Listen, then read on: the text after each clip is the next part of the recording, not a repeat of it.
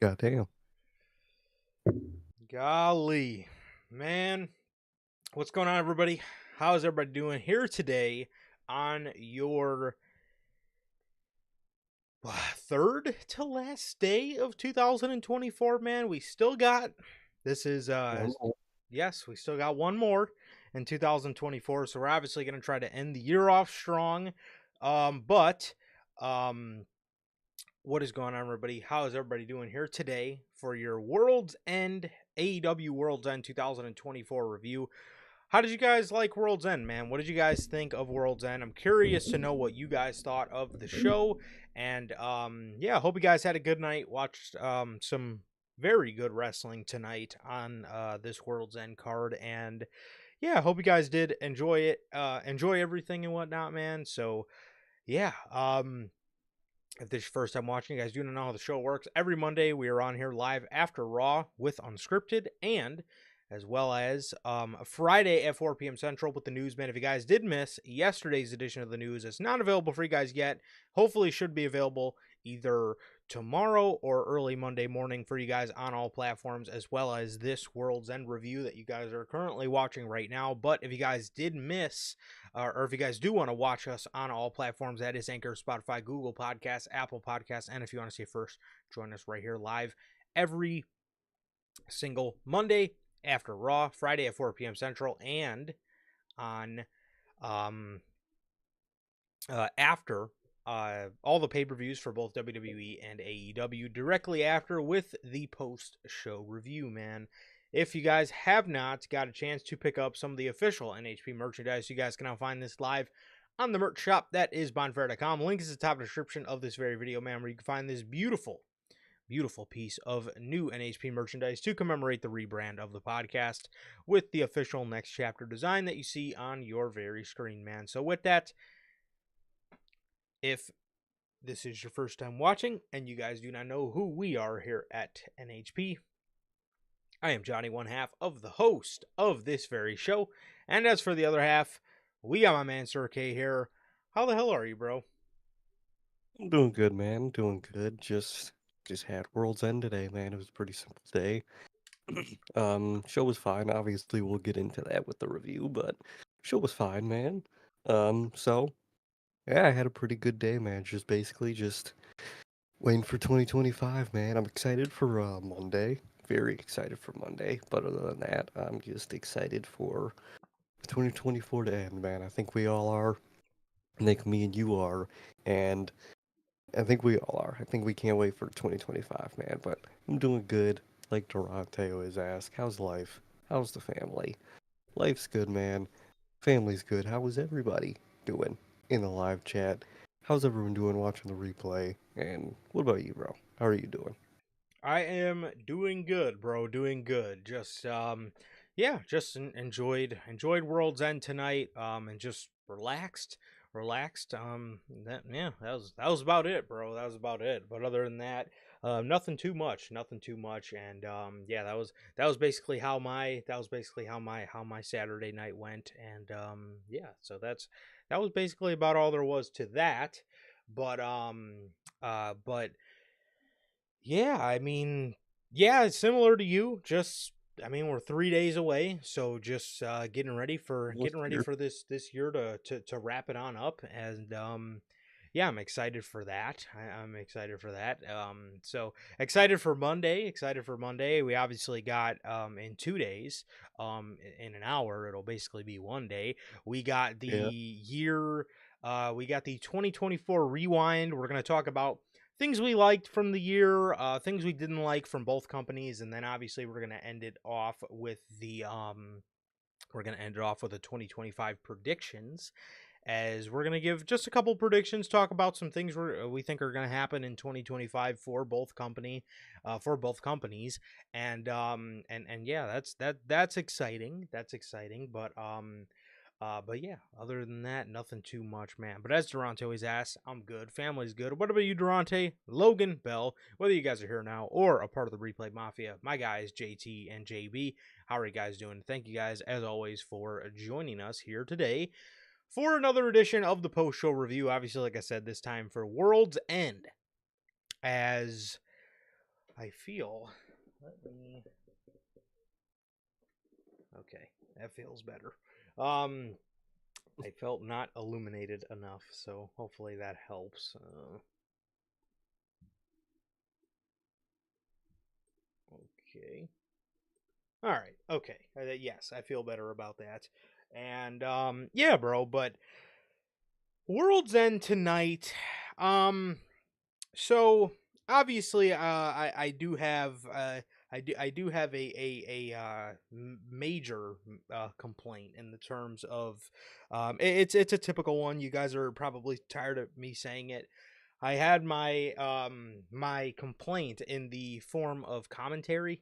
I thought commentary was fucking really bad again tonight, and I really think one of Tony Khan's big bucket list things in 2025 should be to eliminate your weak links in your commentary team. I think if Tony Khan needs to do anything in 2025, one of the first fucking things on that list should be revise your commentary team, because it is not good. And it was yet again another really embarrassing night for AEW commentary. And I mean, I'm used to saying that, but it needs to stop, man. I mean, that commentary is just so fucking amateur, man. It just it for as good as AEW's in-ring quality is, just imagine how much better it could be if there was legit commentators calling that action.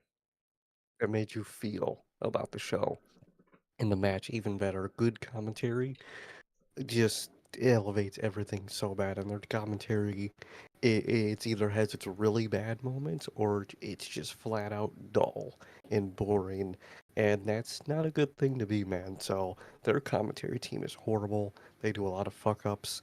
Tony, I was gonna say Tony Khan, Tony Schiavone, Excalibur, horrible combo, man. It's two fucking people that have no clue what's going on, and you have no clue what's going on because they don't. Things really need to fucking change, dude. That commentary team is really bad. Yes.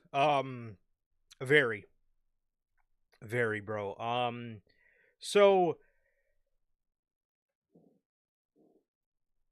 the um the World's End show tonight was overall I'll say this. I'm I feel as if we dodged a bullet, a huge bullet, by not reviewing the last year's World's End, because that show was absolutely terrible. And I will say I am glad this was the year we did it, because I was very scared. I was very scared going into this World's End, being that last year's World's End was very bad. However, However, I thought this show was a lot better. I don't think this, was up to snuff with some of AEW's best pay per views they did, the best pay per views that they've done this year, but it was definitely a lot closer to him than a lot of other ones were. And I thought that World's End this year was I thought it was a very good show. I did. I thought they did a very good job at a lot of things. And obviously in-ring quality was absolutely on point. um and yeah, I thought that they did a decent job tonight, and I thought a lot of the logical options to win their matches won their matches. And I thought overall they did a good job in like I said, in terms of just booking on the show, and like I said, who won what. But yes, it was a solid, it was a very solid show. It was a very solid way for AEW to end the year. This has been a very bad year for them, and it was a good way to end the year. And I hope that they can carry this over to 2024. And obviously, not everything was perfect, and a lot of things did leave me scratching my head, but overall I thought it was a solid end to the year and a solid pay-per-view for AEW nonetheless. Yeah, I thought it was solid. I didn't think it was that bad, man. Thought it was pretty simple, man. It was a simple show. I don't really still love the existence of World's End. Just at the tail end of the fucking year, you get another pay-per-view on. I really don't care for that, man, but they did it obviously again like they did last year, but unlike last year, it was watchable. I did enjoy myself watching the show, so that's one thing I could say they did this year with World's End is they produced it. It was a fine show, like you said. Overall, great matches. Not gonna complain with that about AEW, and good decisions overall tonight. Obviously, there's some bad ones we'll talk about, but overall, from victors and whatnot, it was a pretty good night in AEW, and that's not always guaranteed, man. So that's really nice to see, and I'm happy they're ending the year on a good note, man. I really am. Yeah, so before we get started too heavy on the card, just want to give a little plug. As you can see above Sir K's head, this Wednesday, January 1st, New Year's Day, we will be doing the preview show for the 2024 NHP Year-End Awards. Now, yesterday, we went over the categories. We officially revealed the categories that we will be revealing the nominees for. I'm going to flash that up on your screen for you guys right now. We played this one yesterday, man. These are your categories for the year-end awards this year. You got men's superstar, women's superstar, tag team, faction, show, moment, future star of 2025. Basically, a prediction award who we think is going to have a big year in 2025. Match, return, debut, return/debut, letdown, and worst booking decision.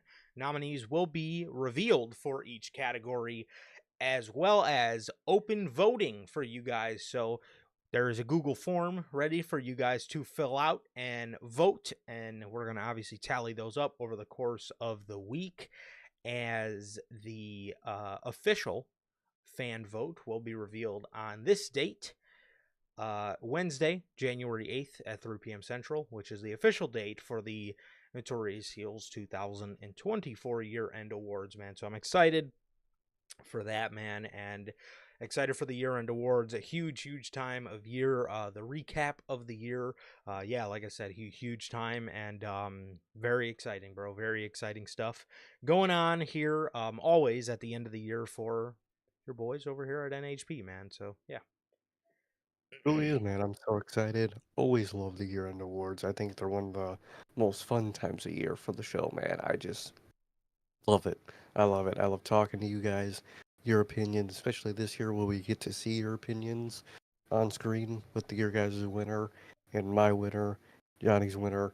It's great to see, dude. I'm excited, and I'm really excited this year. Yes, yes, and this year was a very hard year to try to Yeah. decipher some of these winners and whatnot. So it's very tough for sure. But all right, man, World's End. Um, excuse me, just a couple things on the pre-show that happened. Um, Jeff Jarrett defeated QT Marshall in 9 minutes and 25 seconds. Apparently, Jeff Jarrett has an announcement about his future. I don't know what that means. I don't know if he's going into retirement or if he's going to do a retirement tour or whatever. Um, so, Interesting. yeah, I don't know. But Leo Rush, Action Andretti, and the Murder Machines, sorry, Wow. Drew McIntyre and Brian Cage defeated the Outrunners and Top Flight. Good Lord. What happened to that Outrunners push? Your And speaking of your tag fucking teams, guess is as good as mine. where were the tag team champions tonight? You couldn't have Who's booked the them for tag this team show? champions? Drake, fucking look at that. God damn it, Tony. Fucking A. Is it Who, oh, Private Party. Oh there God, you go. where was Private Party? Where are they? I don't know, Tony. Where are they at? You fucking Tony Khan your pay. Yeah, I mean, you Tony Khan everything, but you Triple H your pay per view, man. No tag teams nowhere. Come on, man. That is that is impressive. That is impressive. They managed to make me forget who the fucking tag team champions were. Well, Hmm. that happened. What business Leo Rush and Action Andretti have teaming with Lance Archer and Brian Cage is well beyond my knowledge, but other than that, the true highlight of the pre-show was Layla Gray took on the newest rookie in AEW, Tony Storm. Oh yeah, So Tony Storm is she's working her way up the card, man. She's working her way up the it is card. She's on the pre-show. A lot of veterans are on the pre-show, so the fact that Tony is a rookie and managed to even get on the card in AEW is crazy. quite impressive because there's been a lot of rookies or a lot of newcomers in AEW that haven't made the card since fucking I don't know when. Um, so yeah, that is that. Tony Storm defeated Layla Gray, so that was good, man. That was good, and it's just nice to see the story of this rookie Tony Storm that is a fresh signee in AEW, man. So it's nice to see. It's nice to see, man, and yeah. So that was basically everything on the pre-show. Definitely, man. I'm glad they're keeping pace with Tony and having her do matches, and the crowd's really into it with the whole rookie stuff. Love it. Yes, she was getting chance of she's a rookie. Oh yeah, dude. Um, World's End tonight obviously took place from Orlando, Florida, as the opening theme song to the show was Welcome to the Jungle. How fucking much did Tony Khan pay for that? I can only fucking imagine. You know him. I mean, he just throws money at his problems. Tony Khan, got a problem? Toss money on it. Got an idea? Toss money on it. Yeah, he according to the masses, he threw a lot of he threw a lot of money at the Lucha Bros, thinking that that would get them to stay in AEW, and we all see It how did that not. worked out for him. So Yeah. yeah, He's making one of them stay. yeah, that yeah, that was That's plan C for him. yeah, yep. If my money doesn't work, I'll just I'll just I'll just Add extend time. your contract. Um, Mm-hmm. AEW held a banner on the show. I'm gonna blow it up here for you guys. They held a banner on the show and they released the official image for AEW Revolution Sunday, March 9th from the crypto.com arena, or as the real ones know it, Staples Center in Los Angeles, California, bro. Sir K, how the hell are we feeling about this, bro? Dude, we got a new fucking logo from them for a pay-per-view. Look at that. They're not going to use it 6 years in a row now. It was, what, 5 years in a row they used it? This would have Good. been 5, yeah. Oh, okay. So, used it 4 years in a row. But, dude, look at that. A new logo. It looks fresh. It looks great. I like the color. I like the style. And I'm excited, dude. This is what they need to do this the whole for everything. They need to redesign their pay-per-views. They need to relocate their pay-per-views. Yes. And this should be a good start to it. And they got to keep up with that. Yeah, absolutely, bro. I like the sort of almost cyberpunk kind of look to it. Yeah. You can see, things on the buildings. You see Moxley, I see Mariah May. I see a Hurt Syndicate building kind of in the back there. So that's cool. You see Swerve, you see Mercedes. And I love like I said, the cyberpunk type feel to it. And I love obviously I love the Laker, the Laker yellow and Colors. purple, or purple and gold, whatever.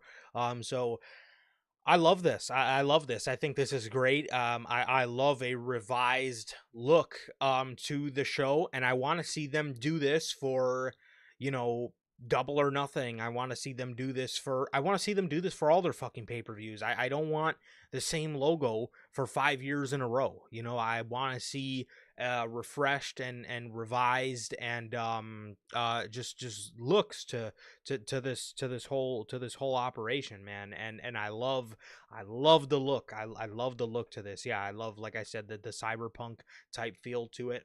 It's very nice. It's very nice, and I'm very very proud of them that they took I shouldn't have to say this, but I'm very proud that they took a step to refresh and revise a fucking logo, which Revolution, yeah, Revolution, this would have been their 5th year using it, and they switched it up. So I'm glad, I'm glad that they did so, because it looks Glad. amazing. What I'm scared for, do you remember when they gave us that Lakers themed edition of Full Gear, Full and gear. then they Yeah. just switched it back mid fucking promotion? They just switched it back to the regular grimy, brown rustic gears. I really fucking hope they don't try that shit again, dude. I think with the banner and everything, this is a new logo and shit, but dude, they can't try to pull that shit again. Yes, switch it up every year, man. Switch it up every year. And if you don't want to switch up the logo, dude, at least switch up the colors, bro. At least switch up the colors. I commended WWE huge for making the Royal Rumble logo blue this year, because I'm just Oh, look, get tired of the, white and red, yeah, white and red, just bold font that they've been using. It's still the same logo, but they at least change the colors up. I that like it. feels refreshing. Yeah, or SummerSlam. SummerSlam, and I wish they would get rid of that SummerSlam, that I, current SummerSlam logo in general. I think it's just bulky and ugly as fuck. But at least every year they switch up the colors, so it's nice. exactly. Exactly. It's what you should do with a logo when you have a reoccurring thing every year is spruce it up, change it up, do the location, all that.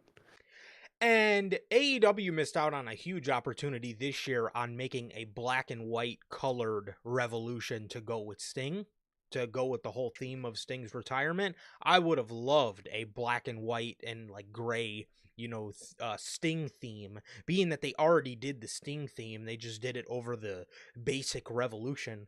They just did it over the basic Revolution logo, but they did miss out on a huge opportunity for that, I think. But nonetheless, it looks nice, and I'm very proud of them for switching it the fuck up finally. Fucking finally. Took them so long. So, the main card opened with the two Continental Classic semi-final matches. The first one, being Will Ospreay, as Ricochet says, Ugh. versus Kyle Fletcher, the Proto Star. You know, what they did at Full Gear was good. What they did here was amazing. This Mm. was this was nuts. These two absolutely went nuts here. Um yeah, these two absolutely went nuts here. I loved every bit of this open. I thought this was I just I can't say enough good things about this match. I thought this match was very good, and this had the crowd losing their fucking minds, as well as Excalibur. So Look at that. You actually breathed some energy into Excalibur. That's how you know you got a good match. his version of energy was quite hilarious. I can't say it was good energy. It was kind of fucking funny, but it was so Kyle Fletcher, early on in the match, he was super over with the crowd as a heel. He's playing up to them. He was there was one point he got up on the barricade and started crotch chopping the audience. Pretty early on, Will Ospreay got busted open. He got busted open, man, and he was bleeding pretty heavily. He was bleeding. He was bleeding pretty heavily, man. These two went into some early near falls, and they didn't even get to the meat and potatoes of the whole match, and fucking Excalibur is sitting over at the desk. Fletcher hits a near fall on Osprey, and Excalibur gives the most over exaggerated cover two. Bro, he held that fucking two for like a hot 10 seconds, bro. Oh, Two. bro thinks he's a ghost. Woo, he hit the two. Like, bro, just Hilarious. oh my god, you don't gotta just excitement isn't dragging out every word. Kyle, um, Kyle was on majority offense here in the beginning of or in the beginning portion of the match. At least he was on majority offense. It was mixed in with some slight Osprey comebacks. Mhm. But they would be met to no avail, really. And Osprey hit a Os cutter out of nowhere on Kyle Fletcher for a close near fall. Got a huge pop. Kyle Fletcher went to go for a running power slam. Osprey would hop up like a cat. He would hop up on this man's shoulders and give him a poison rana. This got a huge ovation from the crowd. Osprey would, after he hit the poison rana, he would get up, turn around, and be hit with a hidden blade from Kyle Fletcher. Mm. These two would then, these two would then both sell the effects of the poison rana and the hidden blade. These two would start going for a headbutt off. It started when these guys were both on their hands and knees and they're just going back and forth, headbutting each other. They were going back and forth, headbutting each other, and they would make their way to their feet, keep headbutting each other. Kyle, these two would start hitting the ropes and headbutting each other, and Kyle would then hit the ropes and go for a fucking diving headbutt.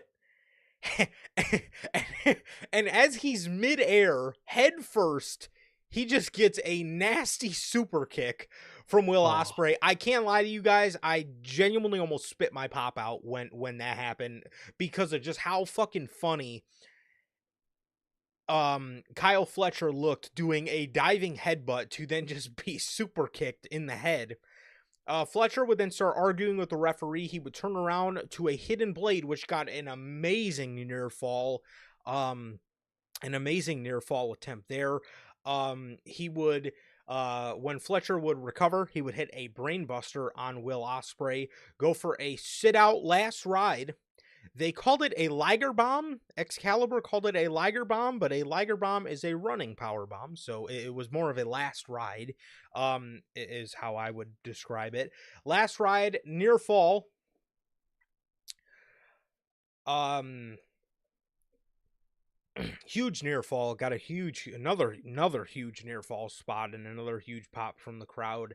Osprey would or Fletcher would then go for a brainbuster on Osprey, which then when he would lift him up, Osprey would hit him with a Hurricane Rana.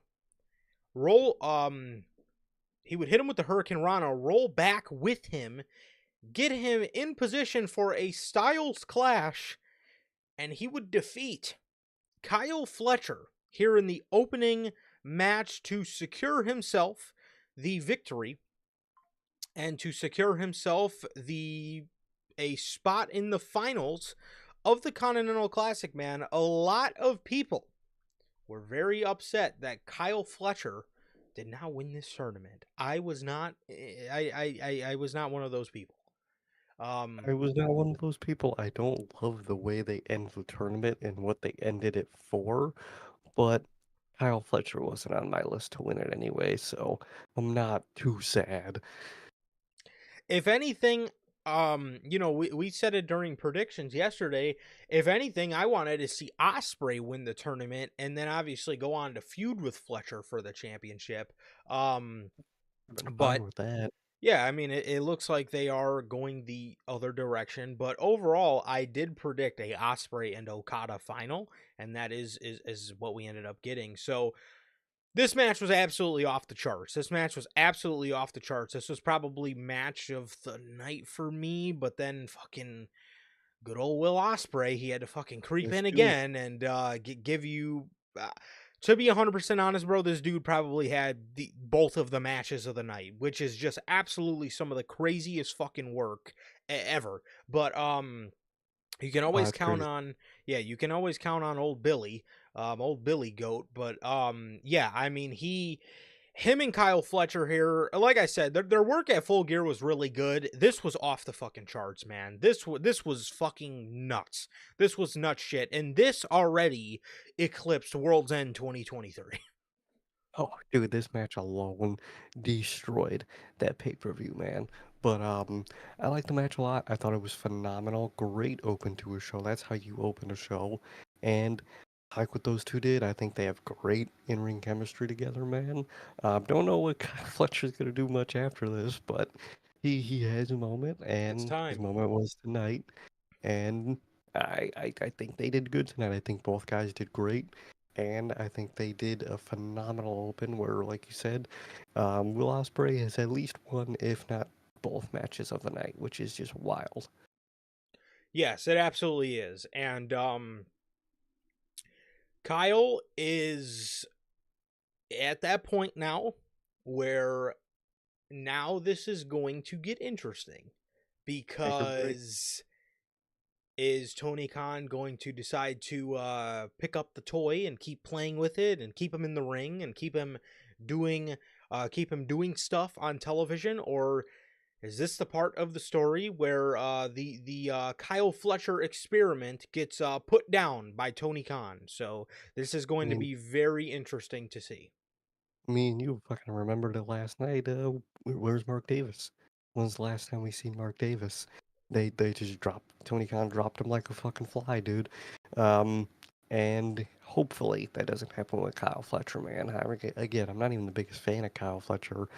solo, but at least if you're gonna do that, use the fucking guy. So I hope he does get used overall.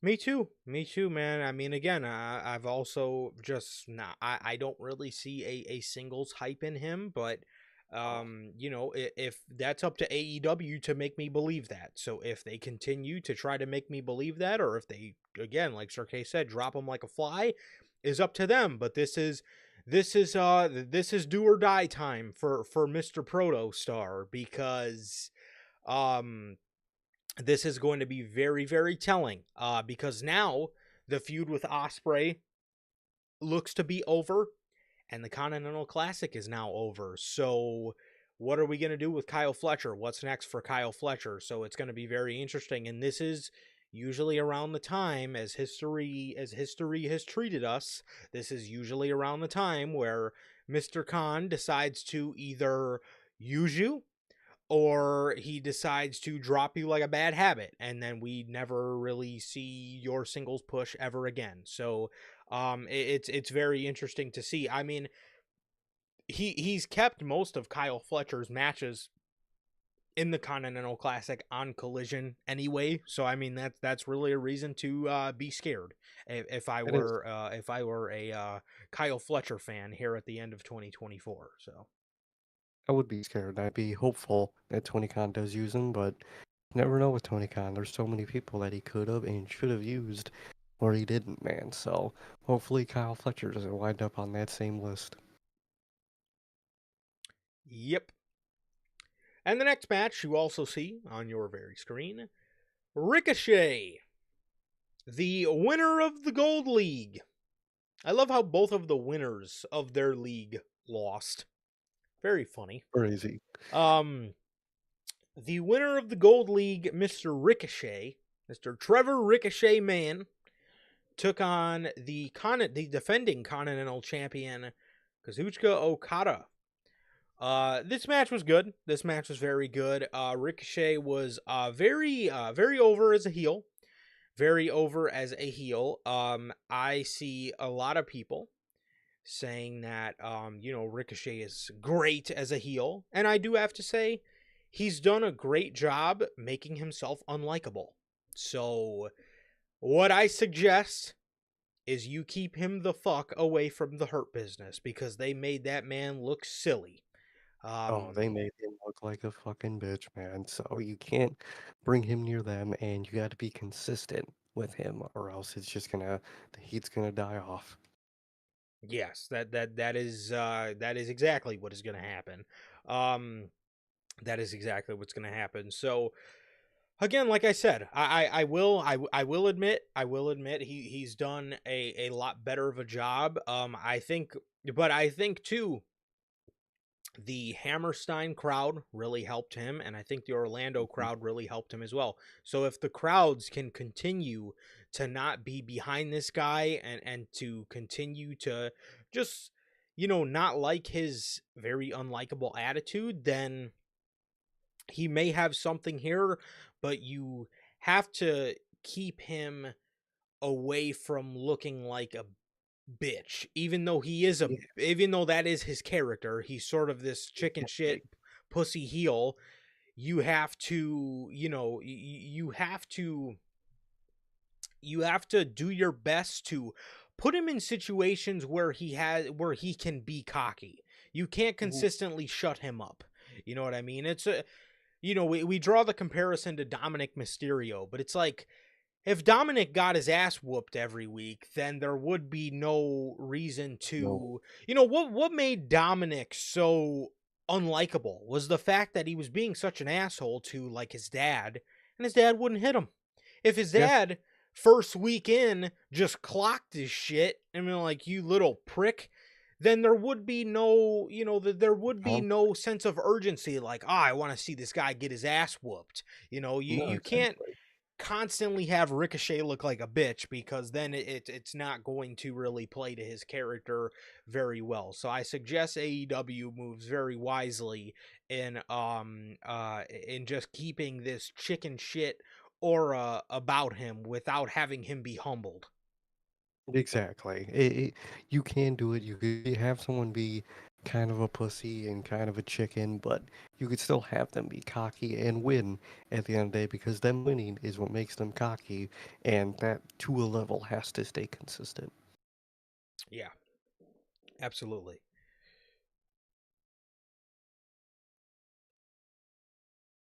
Oh, brother. Tony Khan speaks on continued fan negativity towards AEW accomplishments.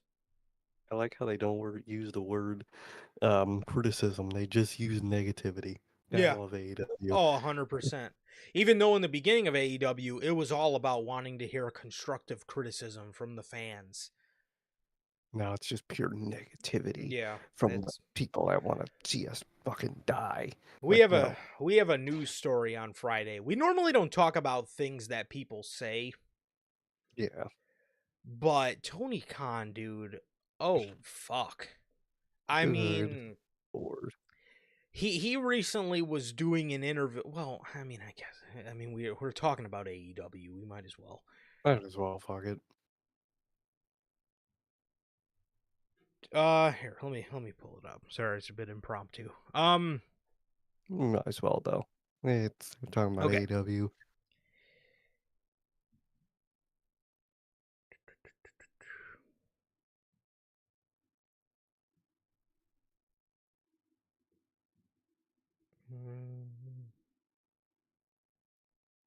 Okay.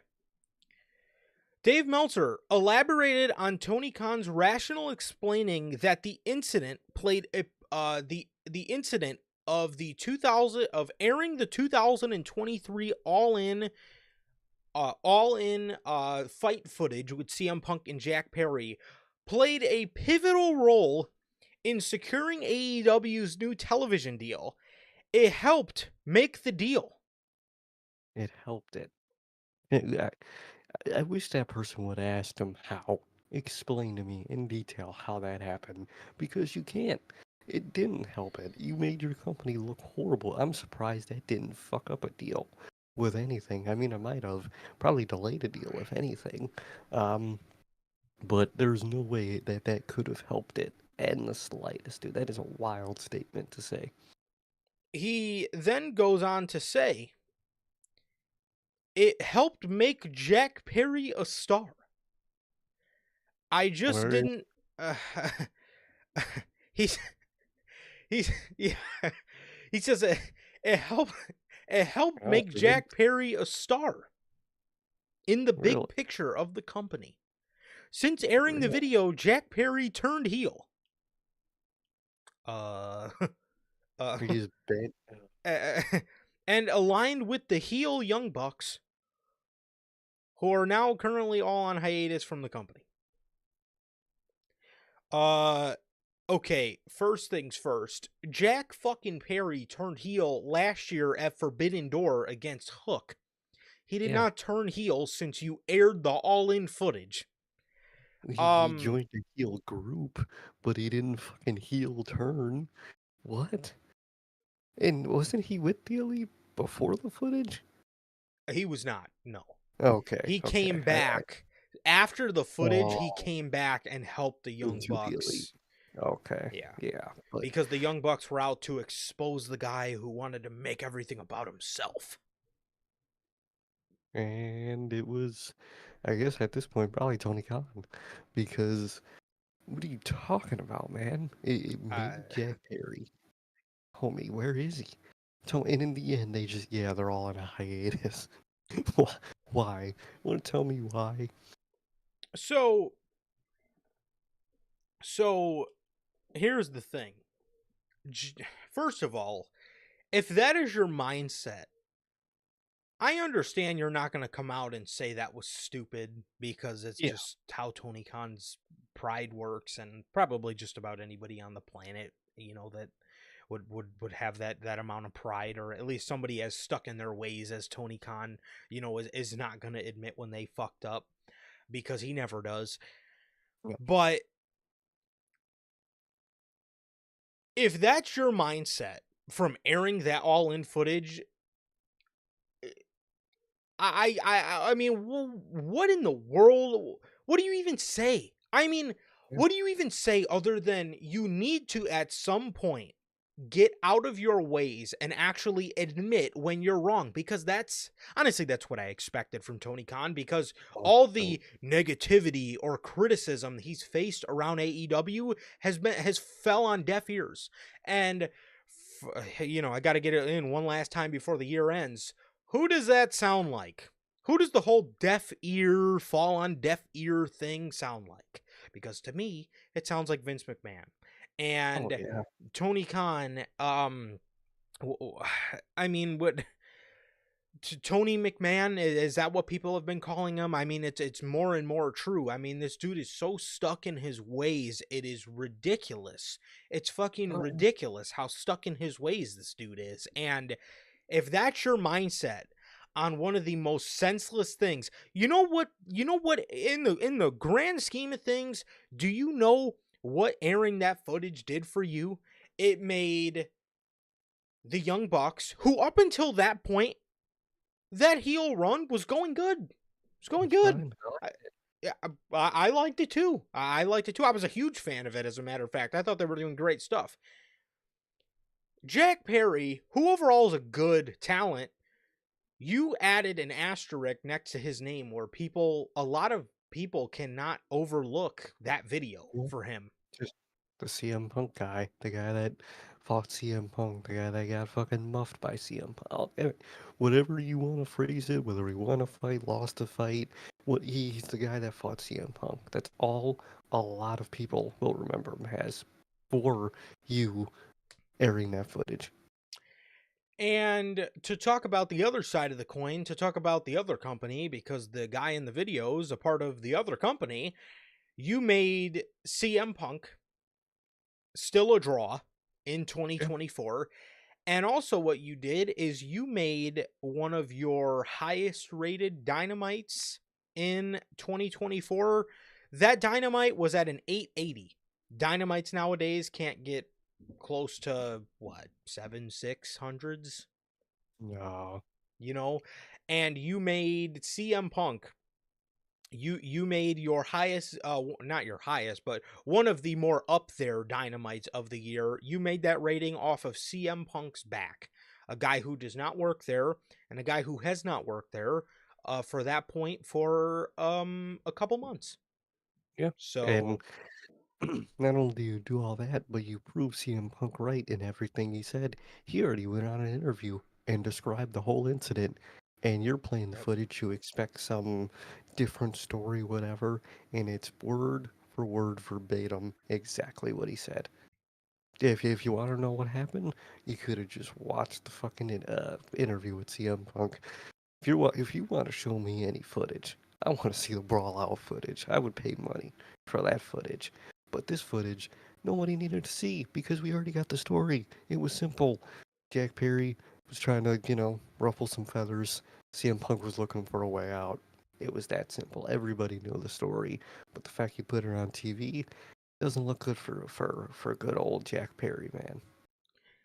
Yeah. So, I mean, if that doesn't tell you enough how skewed Tony Khan's mentality is, I don't know what to fucking say. I Yeah. don't know what to say about him because it is just to the point. It is to the point of what do you say other than your company is going to continue to be looked at crazy because of your mentality and your way of going about things. And again, if that's your mentality, the scariest thing about all that is that sounds to me of the mentality of I can do no wrong. Yep. Whatever I do, I'm getting money in the end, so hey, I got money, so I did it. So I did something right. That's all he thinks. Yeah. So Ricochet, back on track here. Ricochet was over as a heel, I would say. The crowds were definitely playing to the disdain for him. Okada slaps Ricochet, got a huge pop. We got a good back and forth. We got a good back and forth, man, during the match as Okada would go for a Rainmaker on Ricochet. It would be countered. Ricochet would then hit a very sloppy vertigo. He almost landed Okada right on his head. No way. Yeah, he I would go hate for those a people. yeah, he would go for a very sloppy, I thought, vertigo. He would go for the spirit gun. Okada would counter it and hit Ricochet with a Rainmaker to advance to the finals of the tournament. So the match was set. The stage was set for later in the night. It would be Will Ospreay versus Kazuchika Okada in the finals of the 2024 Continental Classic. Very interesting. I overall expected those finals and like the finals, man. Again, we'll get to it. Don't like the certain way they went about it, man. But overall, like what they did there, like what Ricochet and Okada did, and it was a fine match. Yeah, it was. It definitely was. Now they were put in a very bad spot, and I don't think by any Yeah, means their match was better than Osprey and Fletcher, but good nonetheless. So exactly, exactly. it was kind of a bit fluffy there in the middle. It was kind of a bit like okay, but things did sort of pick up. After the That one match, slap spot was funny as hell. what's up? That one slap spot where he was fucking run the ropes like 10 times and then he Oh, just slapped the back of his bald head. uh, That was a good one. yeah, it That was was a very good one. good. That was very good. That got a laugh out of me for sure. Swerve. Swerve comes out after the match as Ricochet is standing in the middle of the ring, sad because he told Swerve that Swerve was going to be really upset when he won the whole Continental Classic because Swerve couldn't do it. Even though Swerve went on to, I don't know, win the world championship later that year, but okay. Um, The rise of the company. But okay, yeah, okay. he, Almost just he's spilled my drink there, but everything's okay. he's gonna envy Ricochet because I don't think that's possible, buddy. yeah, I don't think so, bro. I don't think so either. But he comes out and he recalls Ricochet saying he was gonna win the Continental Classic. He told Ricochet, he said to follow up on my promise, I told you I was gonna embarrass you and do it big. He says Ricochet runs his mouth too much and he is too cocky. He would even go as far to say AEW would not exist without him. Very interesting. Wonder who put that line in there. It's almost as if Mr. Khan might be a little annoyed by, or a little taken back by Ricochet's comments, because Mr. Khan believes AEW wouldn't exist without him. I think that's the real beef here. Yep, it was Tony Khan thinking, hey, I fronted the money. This is my company. I run it. I'm the CEO. He said he started it. No, no, he didn't. No, it's not true. No, It is true. he didn't do it. It was me. I created everything. It's me. I book everything. I don't sleep. You're doing great stuff here at AEW. Wednesday, fucking dynamite. Let's fucking go. But mother of all simulcast. That's me. I'm I, the cre- mother. I created the mother. I created the mother of all simulcast. It's me. I'm the mother of all. I funded Ring of Honor. I'm the boss. I bought Ring of Honor. It's mine now. I own everything. I saved professional wrestling. Everything I did. Saved it. WWE was dead. I saved the business. Me. Vince McMahon is fucking Harvey Weinstein, not me. Not me. I'm a saint with like 12 NDAs, but I'm a saint. All I do is add time to people's contracts and not pay for medical bills. I'm the savior. So, I love how they brung that up. Something that some goof shit that Ricochet said in Random nothing interview. in a random interview. It seemed like maybe that struck a bit of a chord with Tony Khan. So he says he's going to have to clean up this mess. Prince Nana comes out with a wagon full of toilet paper. They hand them out to the audience. Swerve says we're all going to throw them at Ricochet and wish him a happy new year. 3, 2, 1, happy new year, as everybody throws their rolls of toilet paper at Ricochet as Swerve comes further down the ramp, and he says, happy new year, Trevor.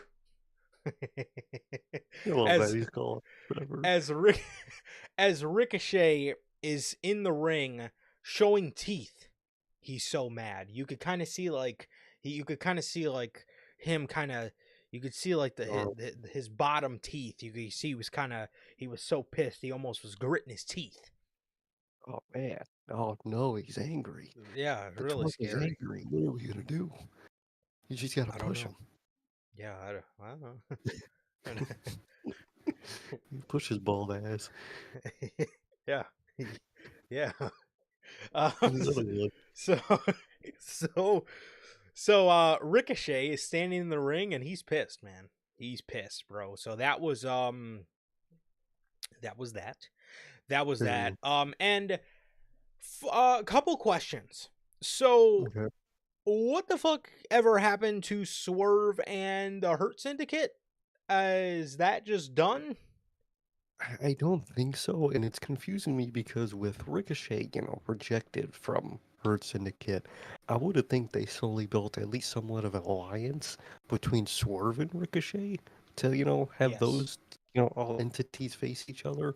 But with this, maybe if they are going down the heel route with Ricochet, that would get him in the Hurt business. Is he proves himself in a way, I guess. Maybe that's what they're planning, even though they bitched him in the first place. But that's the only direction I could see it go. But what about you, man? I don't know where they're going with this no more. I'm just about as confused as you are because, again, if you're having Swerve feud with the Hurt Syndicate, then, who even knows if that's still a thing? If it is, again, I honestly could see that being a leeway for Ricochet to joining the group, but I'm sorry, he just doesn't fit the group. Like, even just because he's a heel doesn't mean he should go in the group, though. Those guys are for genuine badasses, people that can hold their own. They have their confidence. They're not overconfident. They're not just overly cocky little dorks. They're confident and they get shit done, dude, and they're beast, and they stand out and puff their chest and they're not afraid. And you got people like Ricochet who'll puff his chest from afar, and then you'll slap his little bald ass and he'll run away. So while he's fucking teary eyed while he's talking to you, so it's just one of those things where even as heel, even the direction they're going, which I like for Ricochet, I still don't think he's meant for the Hurt Business. I don't think he is.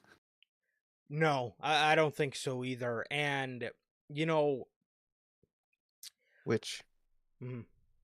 maybe can be good for Ricochet's character. Maybe they do offer him, a way in, and he rejects them. He's too overly cocky. He doesn't think he needs them. He thinks, you bitch me. I'm not gonna respect you guys either. I'm gonna go do my own thing. He could really hit the miles. No, I'm gonna do my own thing, Oh my and god. maybe that's a better direction for Ricochet as a heel, as he rejects them because he's overly cocky. He got this confidence, thinks the world of it. So that's the only way out, but again, you still got the swerve problem in there. That could very well be the case. That could very well be the case, dude. Because like you were saying, no It doesn't matter, work. you know, this is the Hurt Syndicate, okay? This isn't the fucking Judgment Day, okay? We don't need No. to have a bunch of, brooding badasses mixed with the chicken shit guy that, is just overly cocky. The Hurt Syndicate or the Hurt Business is a bunch of badasses. The Hurt Syndicate is for a guy like Powerhouse Hobbs, or a guy Yeah. like is for guys, Like that, like or confident. like a Cedric, somebody who does have, just a little bit of a little bit of, I guess, an intimidation factor. Maybe like a Bronson Reed could have worked very well in the Hurt Syndicate. That was um fire. Damn. but you get the point, guys like that. But I mean, in AEW, in terms of God, I don't you really got know. Will. That's Yeah, that's the only one I Hobbs. can think of. Dome. Hobbs is a You may good option. feel like you might have one or two names in there. If he wasn't with the Don Callis family, Takeshna, I would be Takeshita okay with that. Takeshita would That be would be a would be a good cool one. name. But see, what does scare me here is with Ricochet getting upset. Is Ricochet going to show the Hurt Business that he can hurt people and get Exactly. and again, continued with his continued I guess disdain, or as more and more pent up aggression builds up for Will Ospreay, or Swerve Strickland rather, is he going to snap? Is he going to snap? And like I said, show the Hurt Business that he can hurt people, because if that's the case, you know, he might join the group, which, if they can manage to make him intimidating, then I guess that would be the case. But he just doesn't have an intimidating look. I just don't think No, he fits the group. And until you find that guy, I don't know. I don't know there is anybody in AEW, because there is a name I could think with Powerhouse Hobbs, but you already have a big powerhouse in the group in Bobby Lashley. So I don't really. I honestly just think Bobby would overshadow Will. I think he would. I think he'd be better as a sort of ally against that group. So you don't got many names right now that are free right now. Obviously, you could super fantasy book like we said and maybe do like a Takeshna, but he at the end of the day he is tied up with the group right now. So people that are free right now, you don't got many. You don't got many, and that's really bad to say in your massive roster that you don't got many people that could fit that group. Maybe. Oh, what about uh, this is a name that I like because I really enjoy his work, and he's stuck on Ring of Honor. Actually, now that I say this, I think he would be perfect. What about Lee Really? Moriarty? I think that could work. I think that's got potential in there. Yeah, He I think he that's got potential. he does sort of. I think he could fulfill that Cedric Alexander role very well. Lee Moriarty is an ass kicker when booked correctly. He's an ass kicker, and let's be honest, he's not doing anything in Ring of Honor, hanging out with Shane Taylor Enterprise, or whatever the No, whatever. fucking group he's in. Um, He's Lee Moriarty actually would be a fucking great option to join. Now, that'd be a again, real.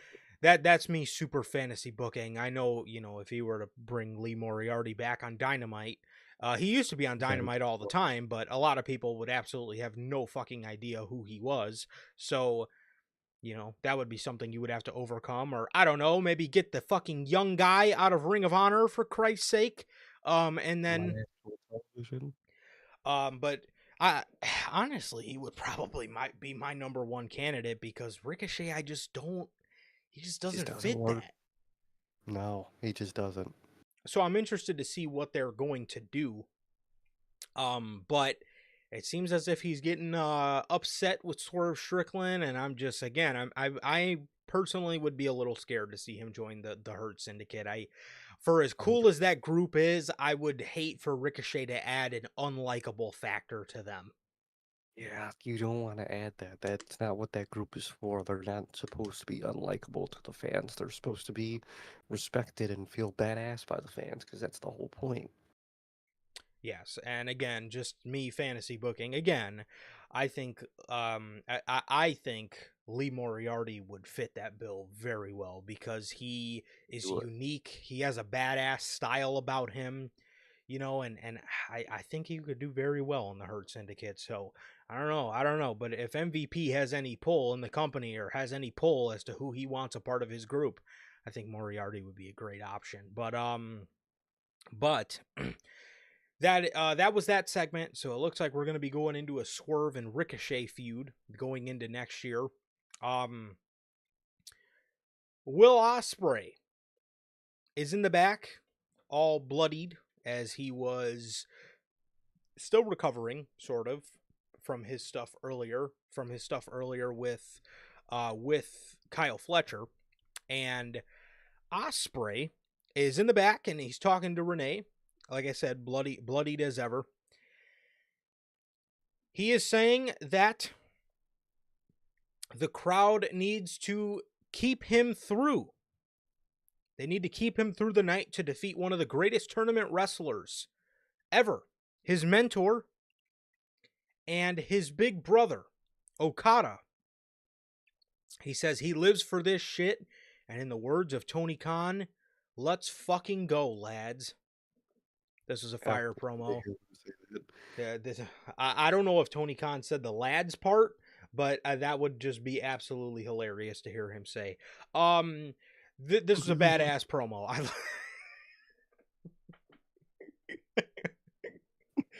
This is a Oh god, this was a badass promo, and I would love to see. I would love to see. I'm with you. I would love to see Tony Khan say that as well. But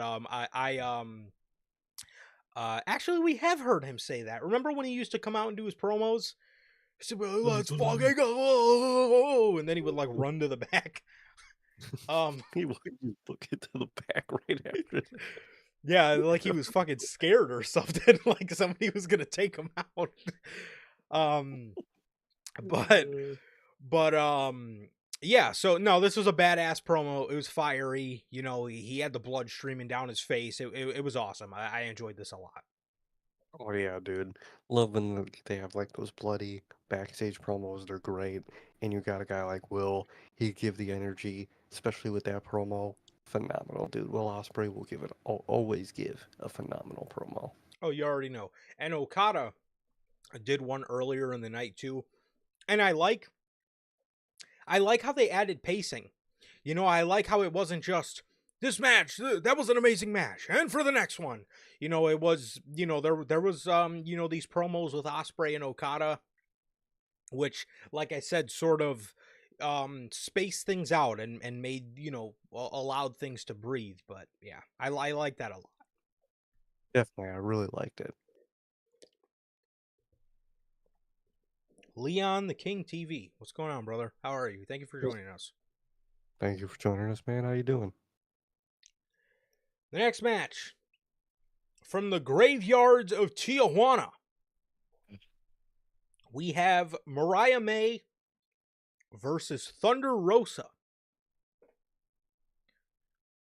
This match is okay. This match is okay. If AEW can do one thing correct, it is a Mm. hardcore women's match. They do.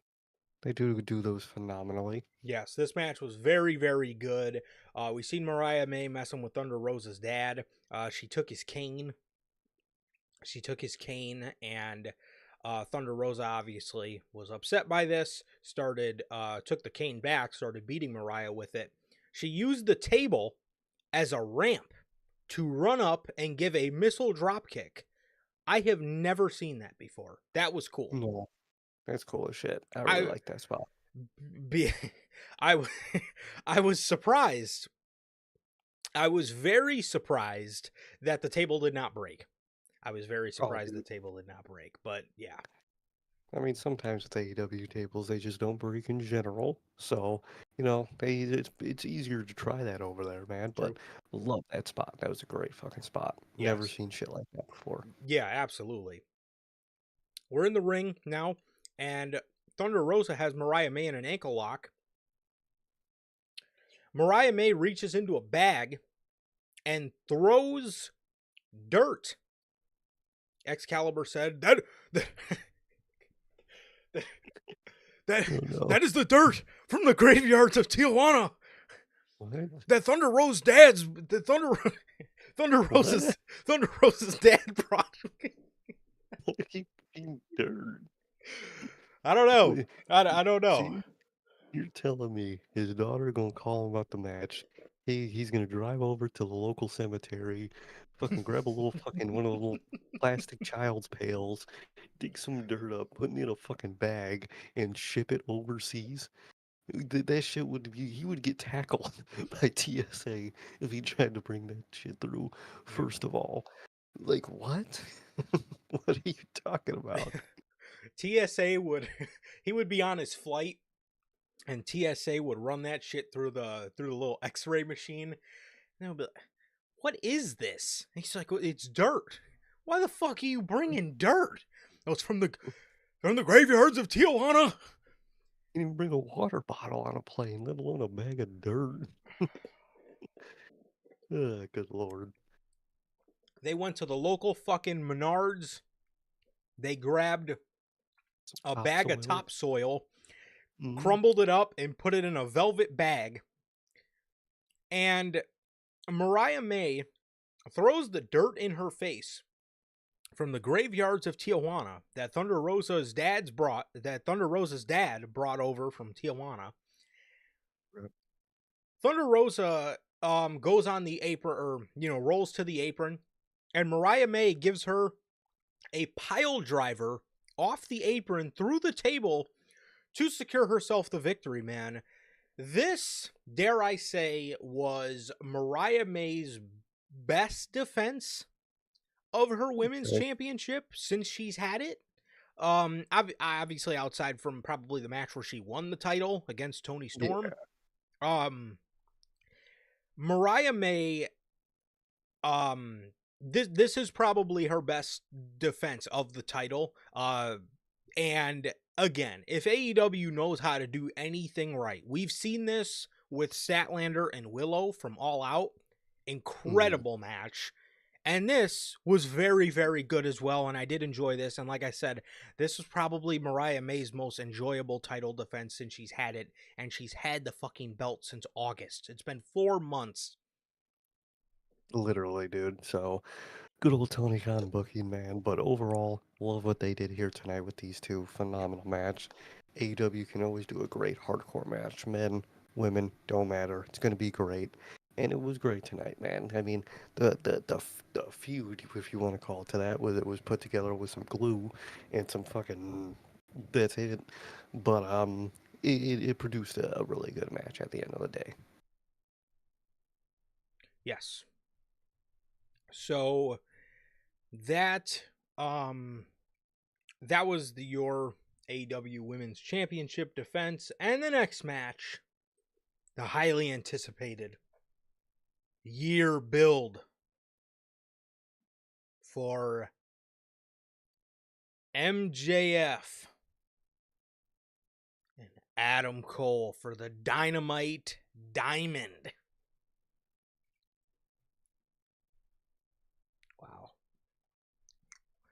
my excitement level for this match going into it was, I don't think I've ever been more excited for a match this whole year, No, to be not honest. all year. Never. Nope. Nothing can beat this specific match. Swerve and Brian who? J- Osprey and Brian who? Man, Swerve and Hangman, who? Um, Cody Rhodes, who? yeah. Roman Reigns, who? hmm Like, Punk it's and this match, right? McIntyre, Hell in a Cell? Nope. No, no, This. it's this match. This random for a fucking ring that if you buy on the website only comes in one size. Yeah, it takes 3 It months. takes like 3 months for you to get it. This match. Um, See, what makes this match so prestigious is it's for the Dynamite Diamond. That really says something to me, as a Oh human. yeah, the same dude just won it every year, but that just it means a whole lot, dude.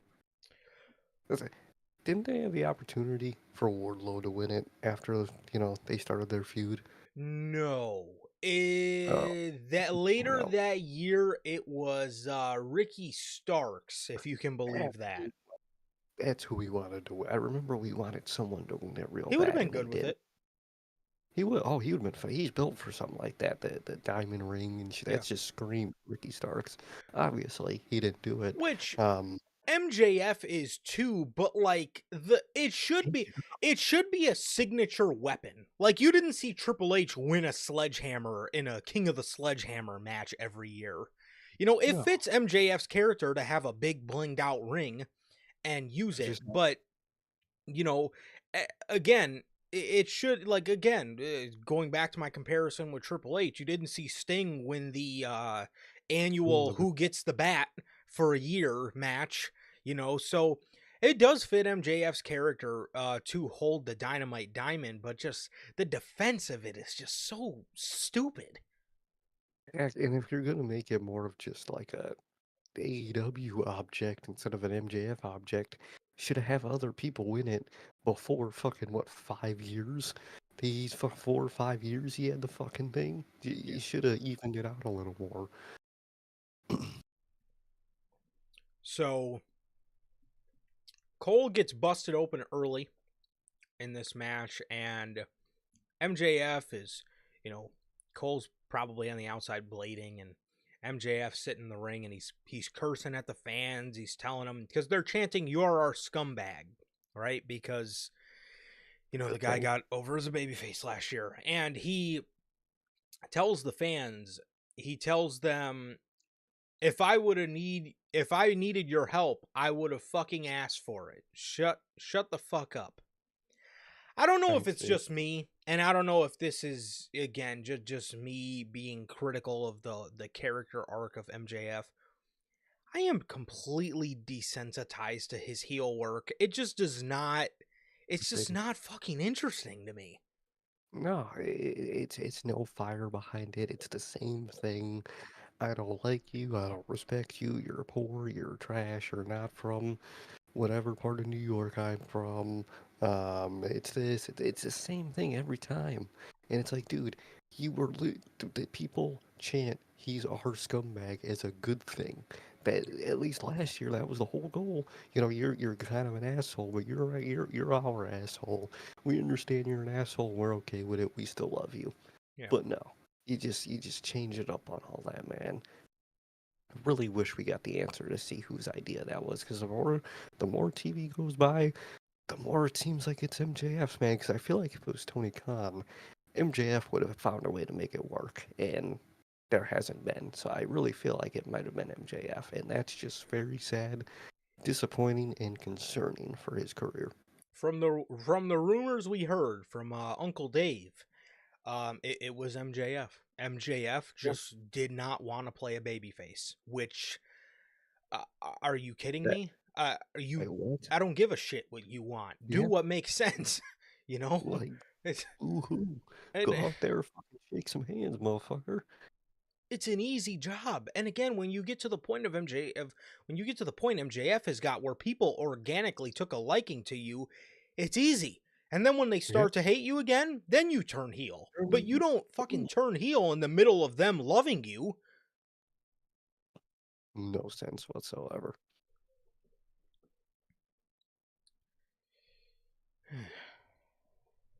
So, so, um, MJF is working Cole's ankle, the surgically repaired ankle. He goes to do the Bret Hart figure four like ring post spot, and Cole throws MJF towards the ring post. He smacks his head off the ring post and he gets busted open. We get a Panama Sunrise and a boom. Now, for a near fall, MJF um, gets up after the near fall and he's screaming to Adam Cole, "I never gave a shit about you." Bro. Yeah, thanks. The, That the you know, just thank you guys, for every waking second since fucking October. Thank you yeah. guys so much for chipping away at one of the best fucking stories AEW's ever told with Better Than You Baby. Thank you so much for ruining the fucking story so bad. I don't think Oh, I say it all the time. I don't think we've ever seen a major top storyline handled this bad in AEW. oh, dude, never. This is the worst handled like story ever in this company. How do you flip it on? You flip it on its ass every week and just make it worse. There's beating a dead horse, and what the story, dude? They've just been shitting on this fucking dead horse for like 3 months now, and it's just fucking sad. It's a skeleton by now, and you're still just shitting on the fucking thing. Um, it also doesn't help. The audience was largely behind Max. And Hmm. not that Adam Cole was getting booed, he was still getting cheered, but it was like a solid like 70-30, to the point where Right. like there were at times you could hear like majority boos for Adam Cole. Exactly. They crowd still liked Adam Cole, but they recognized that what he was doing was wrong, and they would boo him for the bad shit he would do, Yeah. and it was great. And now it's just nothing. Yeah, so again, I don't know if that tells you yet again another thing of who's the real baby face and who's the heel here, but again, man, fucking MJF getting majority cheers and he's sitting here cursing at the audience and he's still getting cheered because nobody's stupid and everybody can recognize who the fuck is the baby face and who is the heel here. So, before Literally. you ruined it. So he tells him he never gave a shit about him. Cole gets a little bit more offense in. He goes to go for another boom. Eh, But this time he can't run because his ankle has been being worked, even though he just fucking hit one not too long ago in the match. Yeah, he. It gets even worse tonight. It genuinely gets even worse. So MJF capitalizes that Adam Cole can hit the boom, and he puts him in a figure four leg lock. He lets go of it, and he goes over to walk to get the Dynamite Diamond Ring, even though Taven and Bennett are standing right there. MJF looks at them like they're going to let him pass. He realizes they're not. He hits the steel steps, and he says, "Ref, ref." And the ref goes over there. He thinks Taven and Bennett hit him. He thinks Taven and Bennett hit him off the steel steps, and he kicks them out. So MJF looks very smart here. I actually like that. Mhm. He looked very smart. And Taven and Bennett are upset. They're kicked out. And MJF grabs the ring, goes to run at Adam Cole. He gets super kicked. Cole then puts on the ring. Taven and Bennett go from leaving to then wanting to distract the ref so Cole can use the ring. Cole goes to hit MJF with the ring. Now that he has it on, MJF low blows him, hits him with a heat seeker, and pins Adam Cole for the victory. MJF fucking wins without help from Taven and Bennett, which is what I thought was going to happen, even though I'm not excited to see that anyways.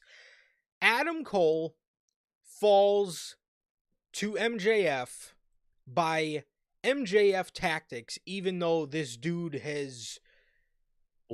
spent a whole partnership with him learning his tactics, and he still lost.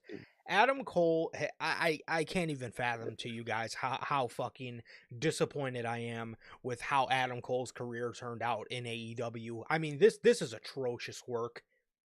Oh, it's one of the worst turnouts in history, dude. It's night and day, man. They stripped him of everything. Um, Swag, aura, fucking color, enjoyment, fucking logic. He looks horrible. In every aspect, they just make him look horrible, dude, and it's so sad to see, dude. It really is. It's very sad to see. And I remember when Adam Cole came to AEW, he said, the reason I knew I needed to come to AEW because I would be up at night with butterflies in my stomach thinking about me coming to AEW. Adam, how do you feel about going back to WWE? Because I would love to know. if I'm a betting man, I say the idea of Adam Cole going back to WWE gives him butterflies in his stomach and keeps him up at night nowadays. Because this certainly does not. No, I and can if it assure you. does, then my God. MJF goes on the outside of the ring. He grabs a steel chair. He tells the crowd to shut up because he wants everyone to hear him break his leg. Roddy comes back for the save. MJF runs on the runs outside of the ring. He runs outside of the ring, and Kyle O'Reilly's music hits. He comes out there. MJF tries being cool with him. He helps, or he's talking to MJF for a little bit, and like they're friends, and then he grabs MJF and they run. Kyle has his hand on the back of MJF's neck, and they're running all the way to the ring together, and he throws him in the ring. Kyle O'Reilly and Roderick Strong hit their double team move they used to hit back in NXT in the fucking glory days of the Undisputed Era. They hit that high-low that they used to do, and Kyle O'Reilly, with no hesitation, runs over to Adam Cole, helps him up, and gives him a big ol' hug like these fucking two haven't been arguing over Roddy getting hurt for the past, I mean, how long? Ever since Roddy got hurt, right? Full Gear. A month. Month of those two arguing, bickering heads, and it's just, yeah, we're homies. It's my boy. I'm with him. I'm gonna fucking hug the shit out of him because that's my boy. What? Dude, I want to know who's handling the storyline, dude. I really do. They grab MJF, hold him up, and Adam Cole runs at him and hits him with the ring, even though he couldn't run during the match. He just runs again and hits him with the ring. They all celebrate. The Undisputed Boys celebrate. So O'Reilly, Roddy, and Cole. No Fish, obviously. And those guys all celebrate. And then Taven and Bennett come out, and they're all celebrating on the stage, and all is well. As the Undisputed Kingdom, I guess O'Reilly's in now. I guess. I guess he's not in the. I guess he's not conglomerating anymore. So No, those aren't his boys no more. Now it's the Undisputed Kingdom. He's in that group. I want to know who is booking this storyline specifically because it is the worst book thing in AEW history, and I feel like I know who it is. yeah, and this is the match itself was okay. It wasn't anything spectacular. I remember that Adam Cole and MJF match that we seen from that Dynamite last year in 2023 or the All In main event. Those are very Hmm. good. This Oh yeah, was not anywhere close to that. And no, what ruined this even more was the antics afterwards. I was honestly not a huge fan of this match at all. And for both of these guys and their work, this was quite underwhelming for an Adam Cole and an MJF match. So yeah. it was. It was very underwhelming. The whole story's underwhelming and just frustrating. And can this just please be the end of MJF against this guy? Please. Yes. Please. Speaking of a match that, in my opinion, was a little underwhelming, the International Championship Takeshita versus Powerhouse Hobbs. First of all, for the whole beginning portion of the match, Don Callis and Tony Uh-oh. Schiavone are sitting on commentary just bickering like an old fucking married couple, which That's rude. severely took away focus from the match because what Not even talking about the mask, they're just bickering. Oh, it's so lame, dude. I don't want to hear it. mm, Don Callis Don Callis said processed. He said the word processed. Tony Okay. Schiavone said, "Don't you ever say it like that ever again. It's processed." And they were arguing about that. They were on commentary bickering about how to say processed. Are Like, you bro, kidding me? this commentary is just dog shit, dude. Get rid of it. Get rid of it. This is a major wrestling company. This is what we're doing. Just bickering about a pronunciation on your commentary team during half of a match.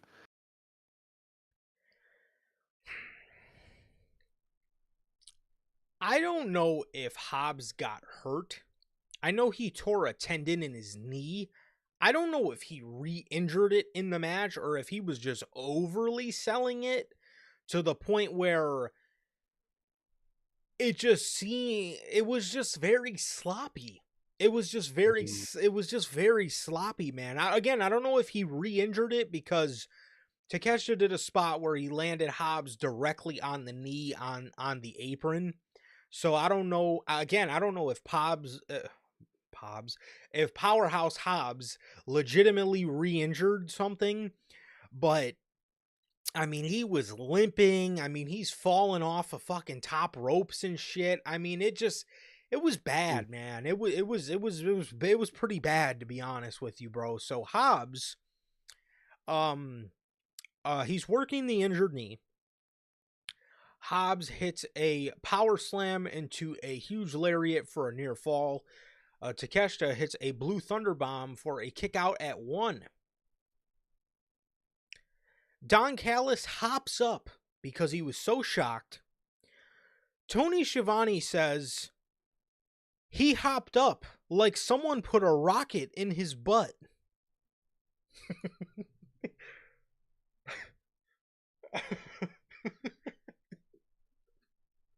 What what do you say, dude?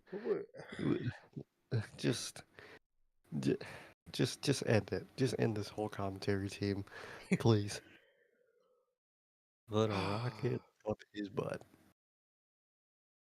He hopped up like someone put a rocket in his butt.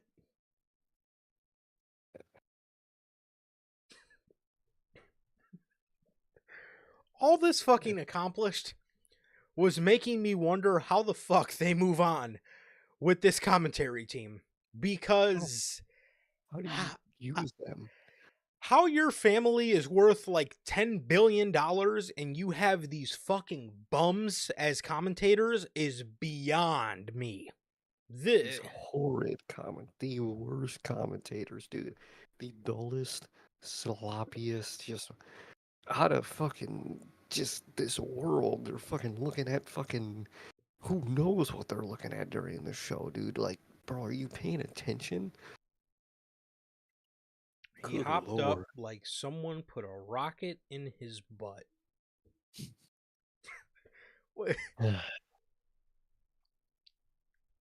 Takeshita gets Hobbs up on the top rope to go for a superplex.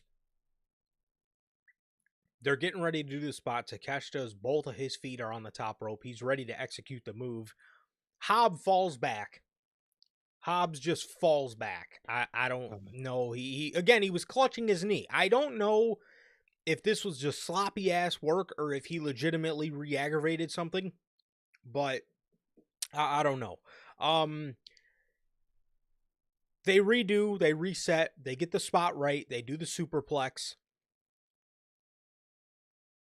Hobbs then a little bit later, Hobbs then hits a power slam. The commentary called it a power slam. It was more like an arm drag off the top. If that was a power slam, it was incredibly sloppy.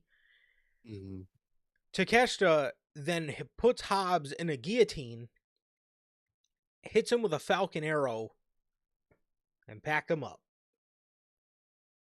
So that was that incredibly underwhelming stuff here. I mean, this to me, this was just this was not that good, and I expected No, a lot fucking better out of a Takeshita match. And yeah, I don't know. This just wasn't this wasn't very good. no, it was a mess with the build where it was just no build. And unfortunately, the match was a complete mess, man. So, don't know why this happened.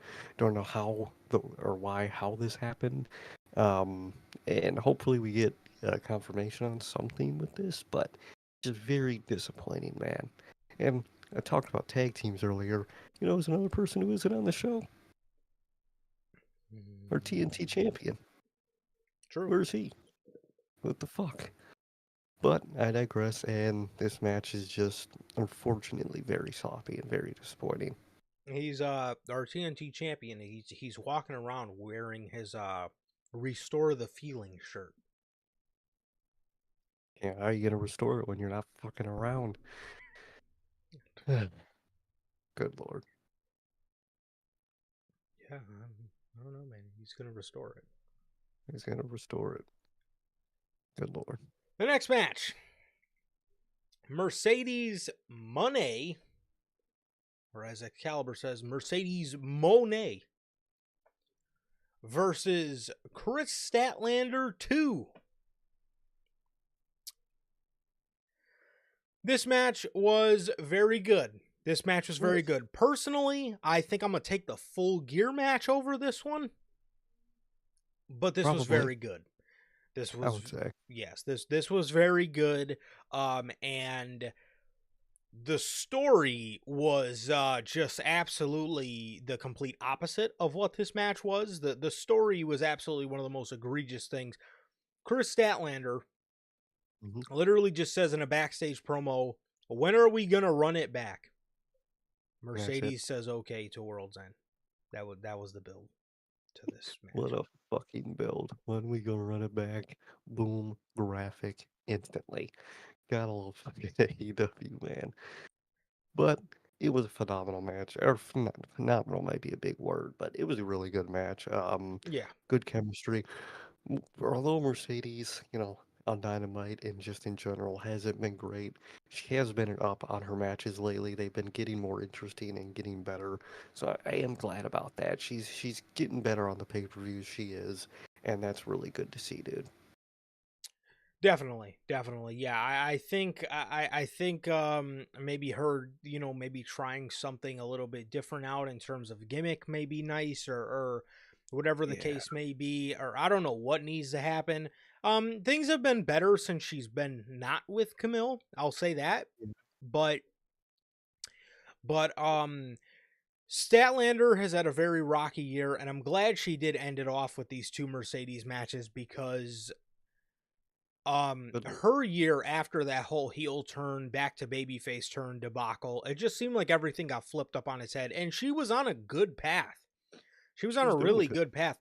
She had in one of the better women's matches out of the whole entire year against Willow at All Out in the street fight. So to see her then go on to have to do the stuff with Mercedes, it was very good. And then tonight again, it was very good. And I do think it's time, man, people start giving Statlander her props because Statlander also has bit way back in the heyday of AEW, the golden age of AEW, she had one of the best. She has one of Britt Baker's best matches from All Yeah, Out 2021. It's a very good match, and she does. I think it's time people start giving her flowers and taking her seriously, man, because she's very very good. She is very good, and again they did really good work here again tonight. With Mercedes. Like I said, I would have liked for Story to actually be there.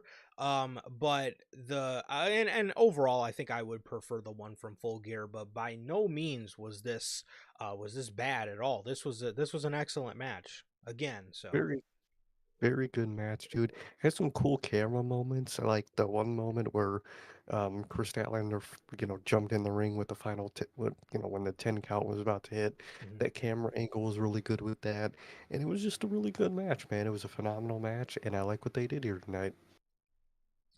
Yes, she was sort of working her ankle, her Hmm. left ankle. Um, there was a whole spot outside where they completely ripped off the ring apron. Mercedes would then hit a moneymaker on the outside. She would then tie Stat's left foot in the canvas, within the canvas in the ring. Chris would get out of the ankle lock. She would get out of the ankle lock and roll Mercedes up. She would then roll Mercedes up as Mercedes would roll back into a crossface. She would roll back into a crossface, get out of it, rolls Statlander up in like a backslide position whilst holding her left foot down, and that was what it took for Mercedes to defeat Chris Statlander. As these two women actually had the longest match on this card here tonight with Really? 24 minutes and 30 seconds. Wow. But is that now the longest women's match in the company? I would think that'd be the longest women's match in the company now. Mm, 'Cause wasn't the last one like 18 minutes or something? let's see. Let's see. Or I know they just beat that record. I know they just beat that record. Hello, Lonnie. Thanks you for joining us. And yes, we do both companies, AEW, WWE, cover both. Yeah, man, we got what's that? Every WWE pay per view, every WWE pay per view, um, all this year has been reviewed. So check it out, Yeah. bro. By the way, my man Lonnie, how are you doing, bro? Thank you for joining us. Yes, this is now the longest match. Yes, because that match went 19 minutes and 25 seconds. This It was hours. match with Yep. Statlander and Mercedes went 24 minutes. So And did not feel like 24 minutes at all. That was a great paced match. it was very very good. I enjoyed it a lot, and yes. So yeah, man. So that is that. Well, Lonnie, if you don't like AEW, I'll tell you this: we do love both. We do. We love AEW, man. But if you don't like AEW, you will probably like a lot of our Oh, yeah. Wednesday night Dynamite rants. Oh, dude, go check out our unscripted, man, with the parts we talk about Dynamite. We get into that show, man. I like AEW. I do. I don't like Tony Khan, and I don't like a lot of things he does, the way he books, and you will see that if you watch Unscripted. Yeah. So thank you for checking us out, Lonnie. I appreciate you, man. Thank you. Um, so that was that. Another great match from Statlander and Mercedes. Let's just try to get a focus next time on adding a intriguing story to a rematch that should or for a rematch that ended up being as good as this one. Imagine if it had some story to it. Oh man, it would have been even better. Look, classic AEW, dude. Great matches like always, but if you just add that story, would have been just phenomenal, dude. Good lord. Yeah, for sure. For sure. So that was that, and now for the finals of the Continental Classic. Well, Lonnie says, who do we think is the biggest draw in AEW? For if we're talking about women, I would probably say yeah, just because she's the best and I think she does the best, I would probably say Tony Storm. Um, for the men, it was CM Punk, but now without CM Punk, Oh, it might still uh, be him. it probably still is CM Punk. But if you can't go with CM Punk, who's their biggest current star? Not ever. Um, uh, Kenny, probably Kenny. You got Will. I think could be in the maybe not right now, but I think he could be that for their company. You got Darby. I think he could be. I think you got more people who can be, and less people who are right now. At least just off the dome. I think for women, if you're looking at draw from like a overall star power aspect of it, if you're looking if you're looking at things from again like who's just off star power for women it is Mercedes, but Mercedes is not the best. I would say she's just No. the biggest name, and I don't know if that makes her the biggest draw. Maybe it does, maybe it doesn't. Mercedes, but who is the best in that division? Tony Storm, absolutely Oh yeah. Tony Storm. It's not even a fucking question. For men, I would say Brian Danielson. But if you're Oh yeah. talking active, Kenny Omega. Kenny Mox probably. Yeah, I would say. But who do I think is the best in that division? Will Osprey for sure. Yeah, I'd have to give it to Will. I think he's.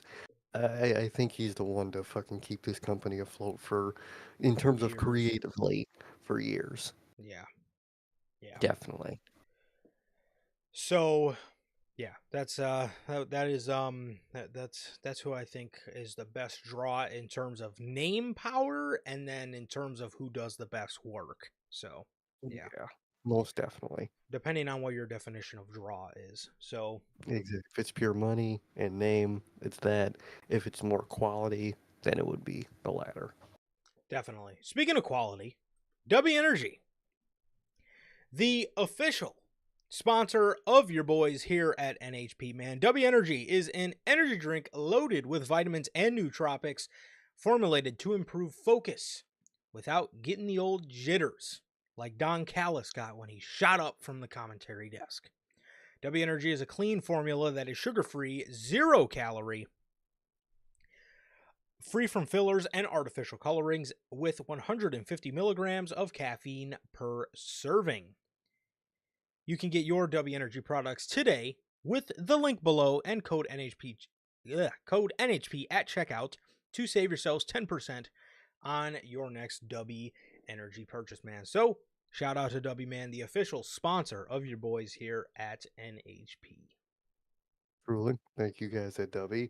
Always need you for the AEW shows, man, and you really do keep me awake, man. So thank you. There it is. So, shout out W Man. Truly shout him out, man. And Lonnie asked, or he mentions that they fumbled Punk, and they might put a fork in MJF soon. I wouldn't be shocked. Um, and they need a real booker.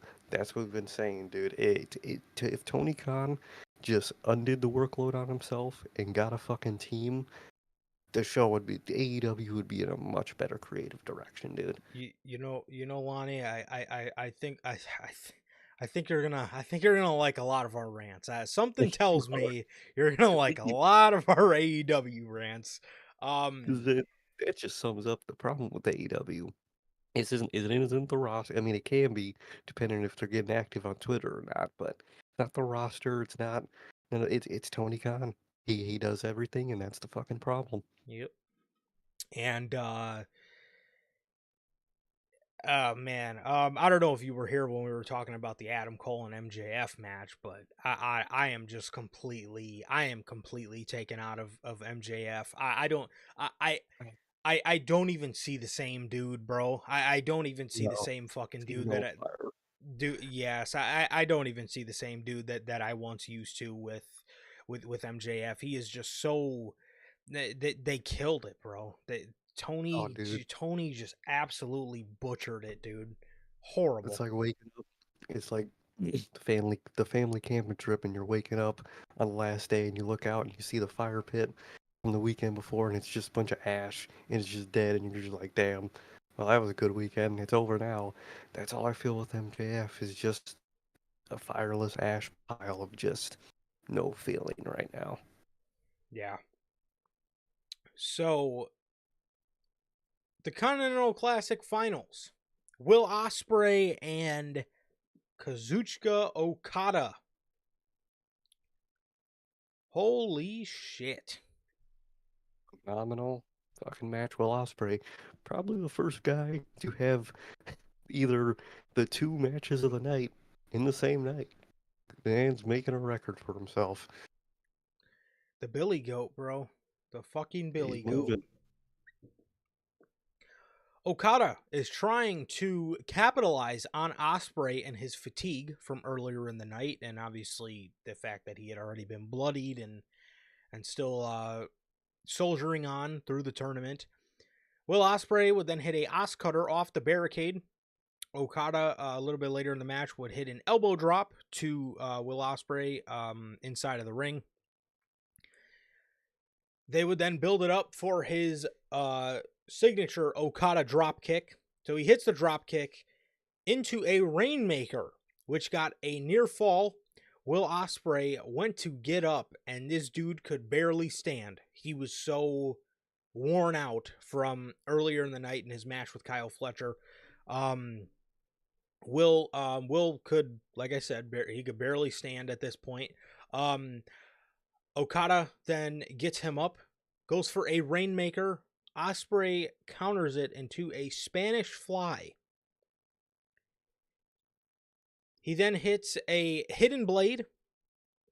He goes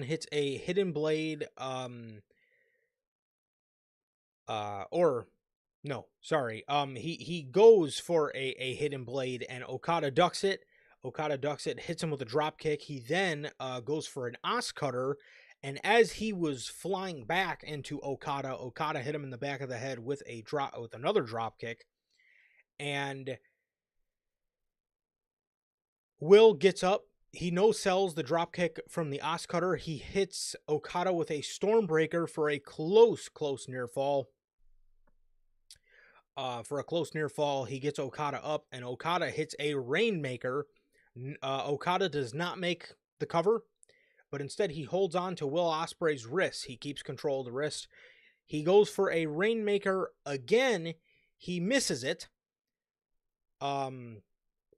He goes for a Rainmaker again. Again, he misses it. Ospreay then goes for a Stormbreaker again. He misses it. And Okada counters it with like an arm drag.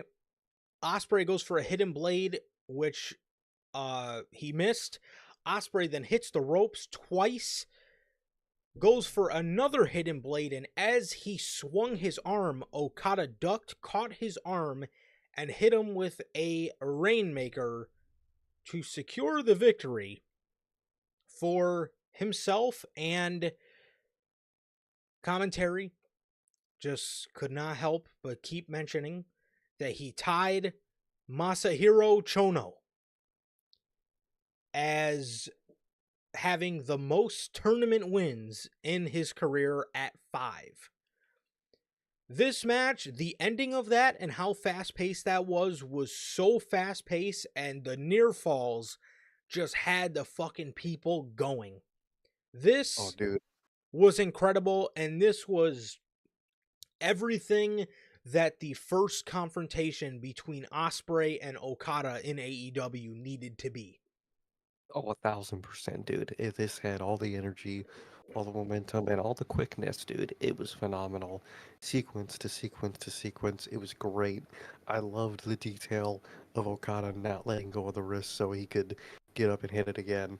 Love it. Love what they love the in-ring work at the end of this match. The whole match, obviously, but end of this match, insane, insane in-ring work from these guys. Truly. Absolutely. This was wow. I mean, I'm left asking myself at the end of this, which fucking one was better? Was it Osprey and Fletcher? Was it Osprey and Okada? I don't know. I I, Yeah, I might have to that's sleep on that really all it answer might have to. because I I was stunned. I was stunned, and man, Tony Khan is going to fucking love this guy as world champion because this was incredible work. This was incredible Oh, work here.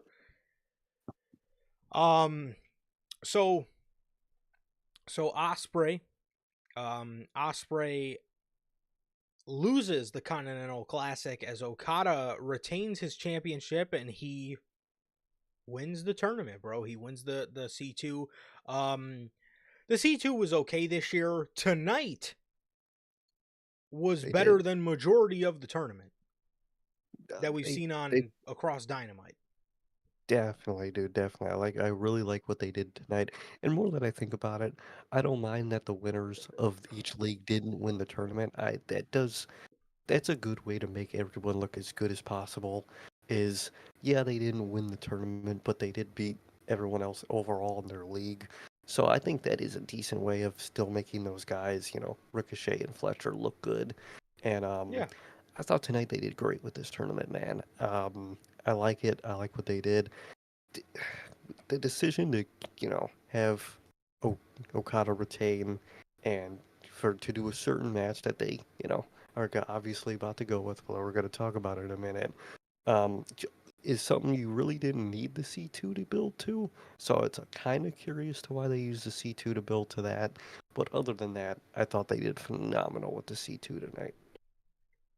definitely. Definitely. Yeah, tonight, man. Yeah, tonight with the C2 was again other than probably, you know, Darby and Osprey. This was Yeah, some of the best. This was tonight made the tournament, and it did. I mean that, bro. Outside of Osprey and Darby, tonight made that fucking tournament. Oh, it fucking did, I would say. So Christopher Daniels is on the stage. He comes out and he announces he is not an EVP anymore. He says, normally I would come down there and I would present you with the championship, but as of today, I'm not an EVP anymore, but this man is. As they hit the music and they return the best bout machine, Kenny Ooh, Omega. goat. Kenny Omega comes out looking epic. The crowd is going nuts. Crazy. Kenny grabs the Continental Championship, walks it down the ring, gives it to Okada, and they have a little stare down. No mention whatsoever from commentary about them attacking Omega in May. Nothing. No, no mention of that. Not a peep about that. So I don't know if they're just gonna fucking forget it, like Tony Khan likes to do, or if they're gonna wait till Kenny brings it up. No fucking clue about that aspect of it. But other than that, it was one detail I did like about this interaction between these two is Okada never let his guard down. I like that. He kept staring at him, didn't turn his back to him, never let his guard down. I like that aspect to it. For sure. For sure. That was one thing that was kind of weird to me, is just like, are you not going to mention, oh, the They group beat the that shit. Okada was in, they beat the shit out of Kenny Omega back in May. They left him out in a stretcher when he had diverticulitis. They hit him in the fucking stomach with a chair, dumped him on concrete. None of that. Not a fucking mention. No, nothing. So that was a bit odd, but nonetheless, Kenny Omega is back, and they are obviously building to the match with Okada, which they wanted for All In, but then Omega ended up having to get surgery, and then all that ended up just falling to the wayside. But it looks like they're going to be doing it next year, and if I were AEW, I would probably do it at that Grand Slam show in February, Grand Slam Australia. They might, but one thing I did notice is, as Kenny walked out of the ring, and then right when Okada walked, out of the ring, Okada was just staring at the All In sign, and then the camera stared at the fucking All In sign. So maybe they're The gonna All have the In? goal to, yeah, or yeah, there was the big All In sign, Texas. Oh, I Yeah, you didn't see didn't that. notice it? Yeah, it was in I the noticed usual. the Revolution one. Yeah, the Revolution one was in like the back, but in the normal spot where they keep the Oh, banners, you're it was right. in. You're right. You're right. You're right. Oh, I Yeah, could and see that. yeah, so I think they might either that's going to be where the match happens, or that's where going to be the final match between these two happen for whatever feud they might have. So Okada stared at that banner, and the camera panned to the banner when he stared at it. So hopefully they got the goal to save it for that. I would like that a lot. Very true. Very true. Because you're gonna need, if those ticket sales are going as bad as we're hearing, then you're gonna want to save that for that All in Texas show. I think you are, and I think that I have a feeling they might. Yeah.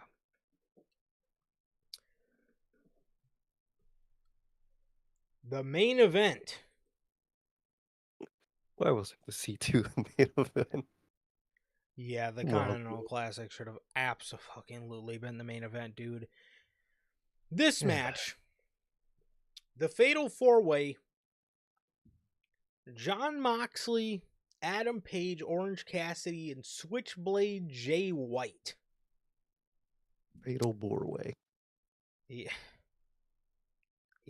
that this was severely underwhelming. I was not a fan of this at all, to be honest with you guys, man. We start off the match, and Hangman and Switchblade are still bickering. They're still bickering as Orange Cassidy runs in between them to give Moxley a suicida. And once they pick up that, Moxley and Orange started fighting, then they all start, then they all go and attack Jon Moxley. They all go and attack Jon Moxley as the Death Riders are quick to interfere. No Of way. course. Yeah. Claudio and Yuta are, fighting with, guys in the match throughout the crowd. I can't remember exactly who it was, but two of the guys they were occupied as Moxley occupied the other one.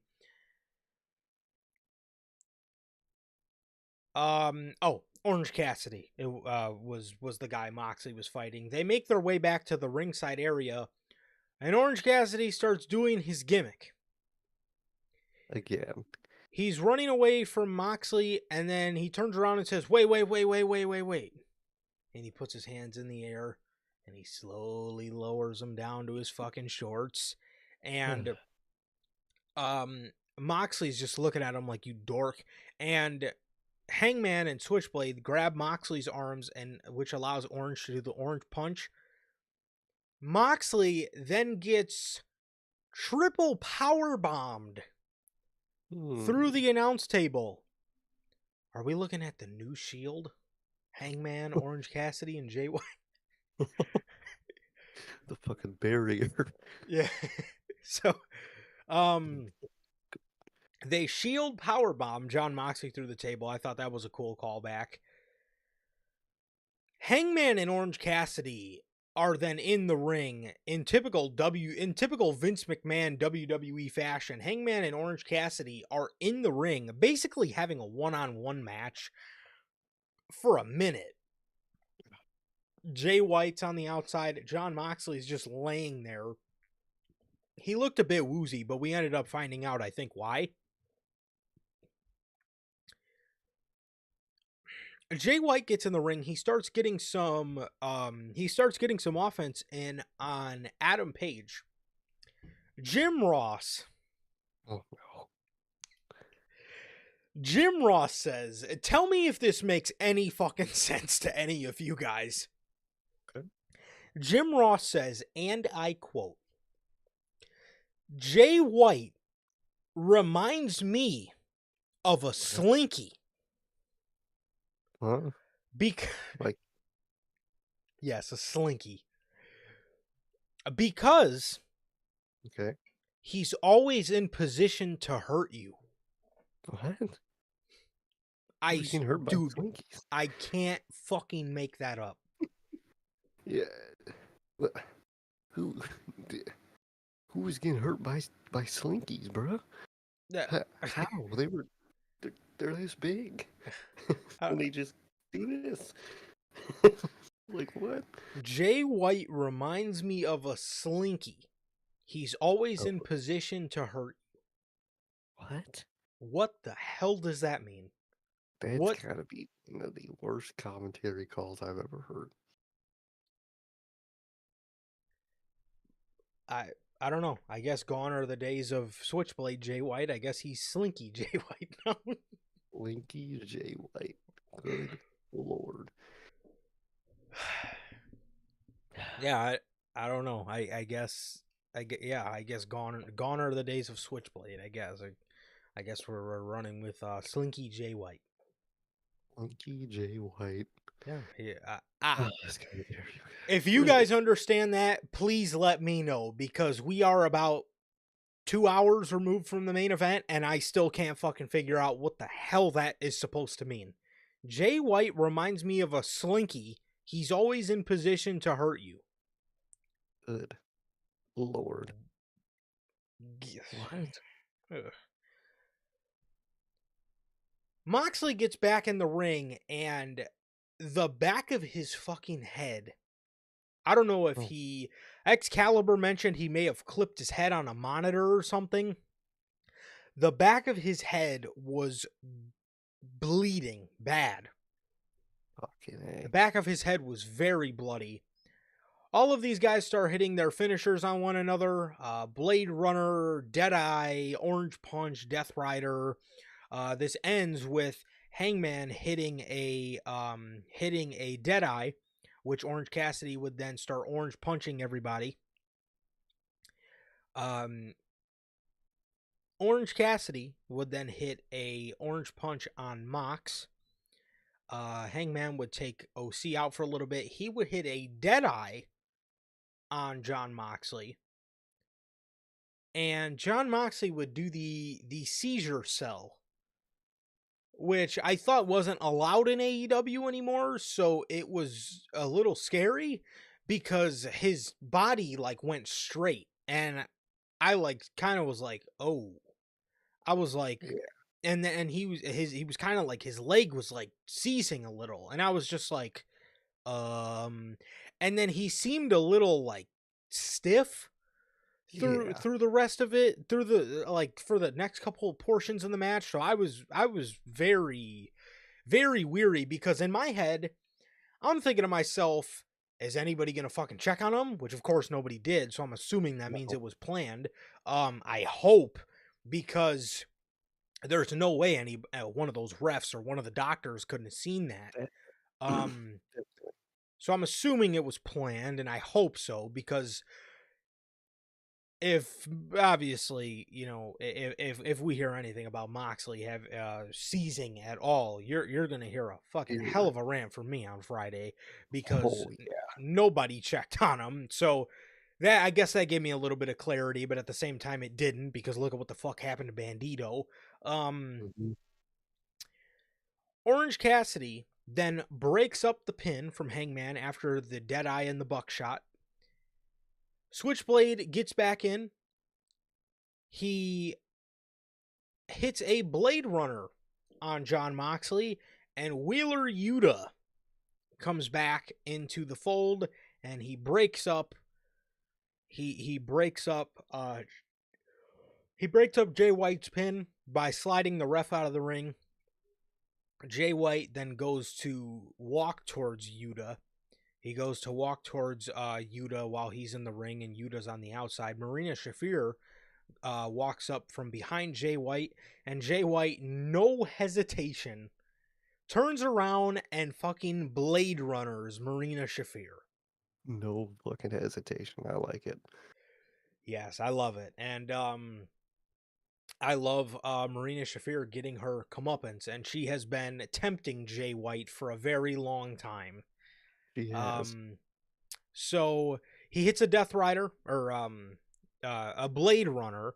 That's the next spot. And then Moxley capitalizes on that and hits a Death Rider on Switchblade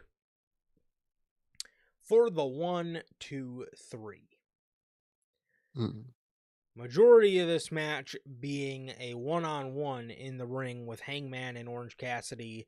And again, Moxley being, it seemed woozy, Mhm. after the whole table spot, and then that mixed with the seizure cell. This match just gave off fucking vibes, bro. It was not hitting.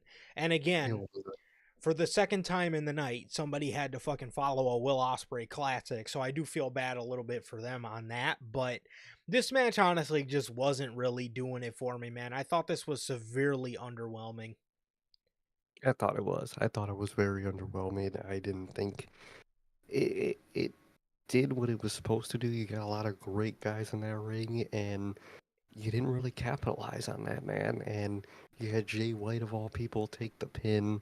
So that was a decision, and you ended it the way you ended it. I mean, it was just a very underwhelming main event to the point where it's always a bad main event or a bad look for a main event when you wish the match before was the main event.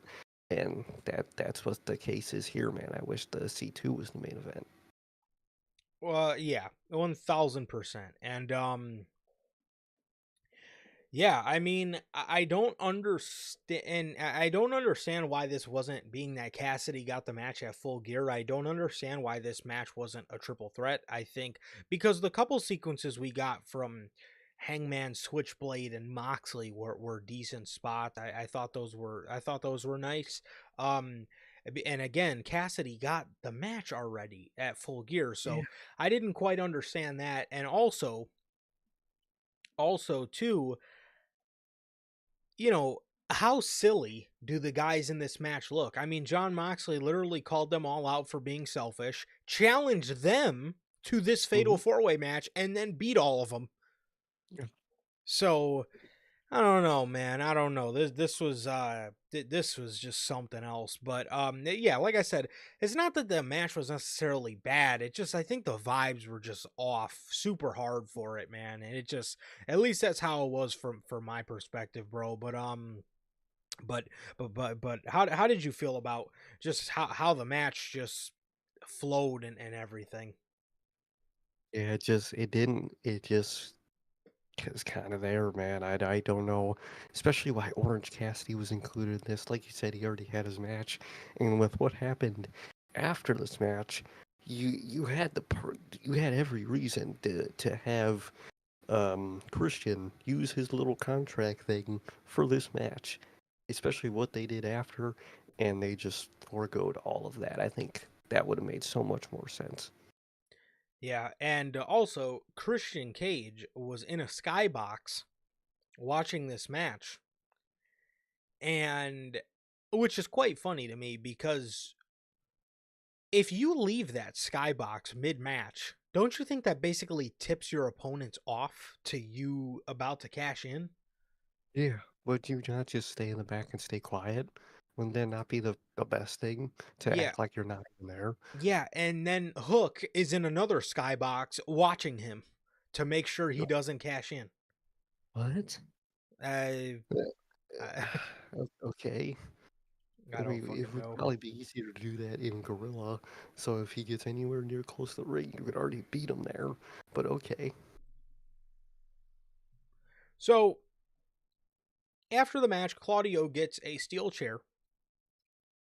They go to, I'm assuming, beat up Jay White with it for what he did to Marina Shafir. And off comes the music of FTR.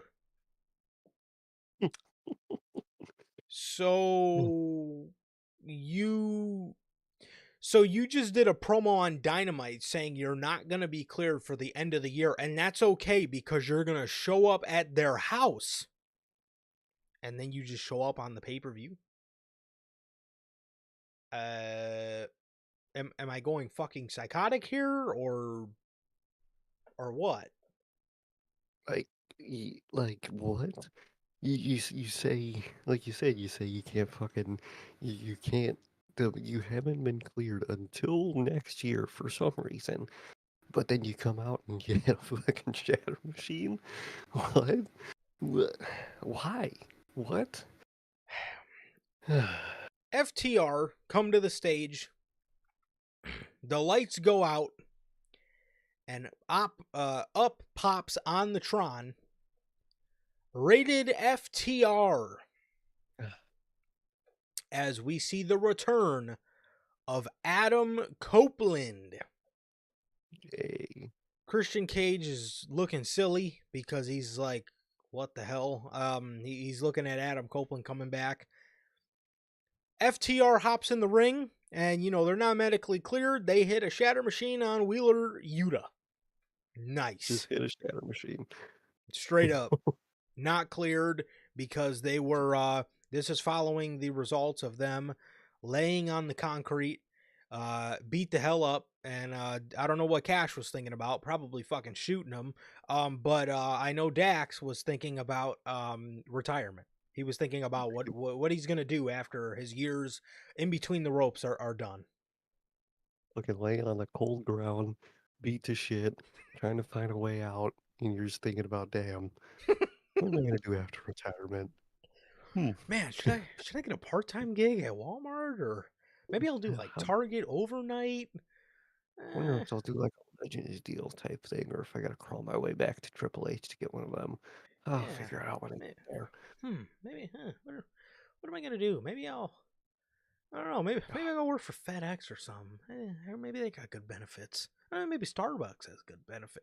I mean, seriously.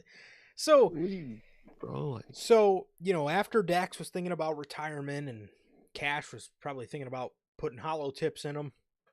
Um, they come out and they're not cleared, and they come out and just straight up do a shatter machine, even though they said they're going to be there on January 1st. yeah, Okay. Adam Copeland comes out, and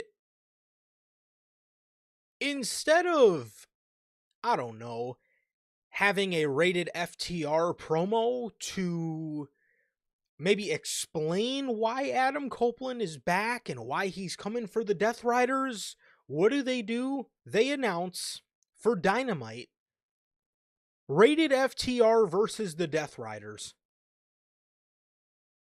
just already announced, just already packaged up and ready. in 4 Good, days. good lord. Yep. I wonder what FTR would do if Punk and Adam Copeland were in the company at the same time. Who would they choose?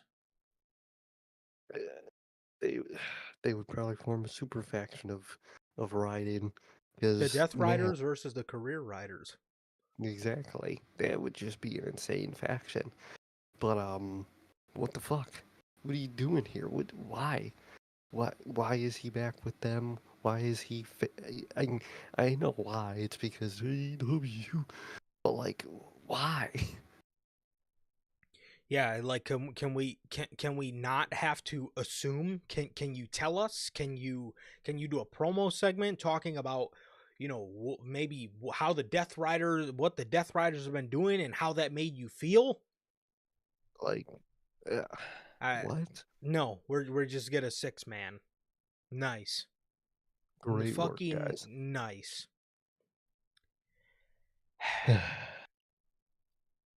Adam Copeland gets in the ring and he faces off with Jon Moxley. The people chant, "Holy shit." No disrespect to either guy, but I'm very interested to see how that match is gonna go. Yeah, I that's It's not necessarily something that jumps off the page to me like, oh man, I gotta see Copeland versus Moxley. it sounds like a very sluggish match. Could go one of two ways. They could oddly have really nice chemistry, They or could. that could be an That, absolute fatigue fest. that could be Edge and Orton again. It's Oh, just a fucking two, fucking yeah, stumble punch stuff. Like I wouldn't be shocked, and that's scary. yeah. Not Christian, Edge or Copeland, whatever the hell his name is. Um, Copeland gets in the ring and he kicks out the little bar from the chair and he does the Glasgow smile crossface to Jon Moxley. I will say that's a very badass move. I love when Adam Copeland does that. I love that. That's like a hidden move of his. Very nice. I love Oh, that move. that was a cool element. Moxley gets pulled out of the ring by Claudio, Mr. Sticky Notes, and Copeland says, "Look at me when I'm talking to you, kid." He says, "Yeah, I called you kid because when I was making it big in this business, you were just growing pubic hairs." Mm, He says, "You're all mine. Rated FTR, we're taking it all." there you go. Taking what? The Death Riders haven't done anything. What are you gonna what what are you gonna take back the fucking the TBS Superstation? And what are you You gonna know, do? What are you gonna take? they didn't take nothing. But they came in. They have their titles that they had when they did what they did already to Brian, and they just beat up a bunch of jobbers. What are you taking? Are you taking my time back? I would love to get that back, but we ain't getting that back. So what the fuck are you taking? I don't know.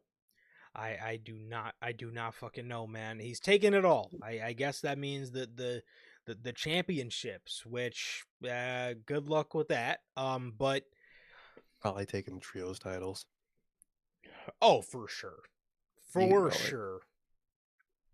So they're taking it all, and we'll have to wait and see what the hell that means. But we're not going to get to hear any sort of promo as to why the Death Riders or anything like that. They're doing a match on Dynamite, so that's that. As the last fucking thing you hear on this broadcast, God, Tony Schiavone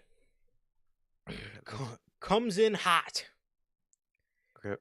He says, "Oh my God, tonight we've seen the return of Rated R FTR." See, why? Rated R.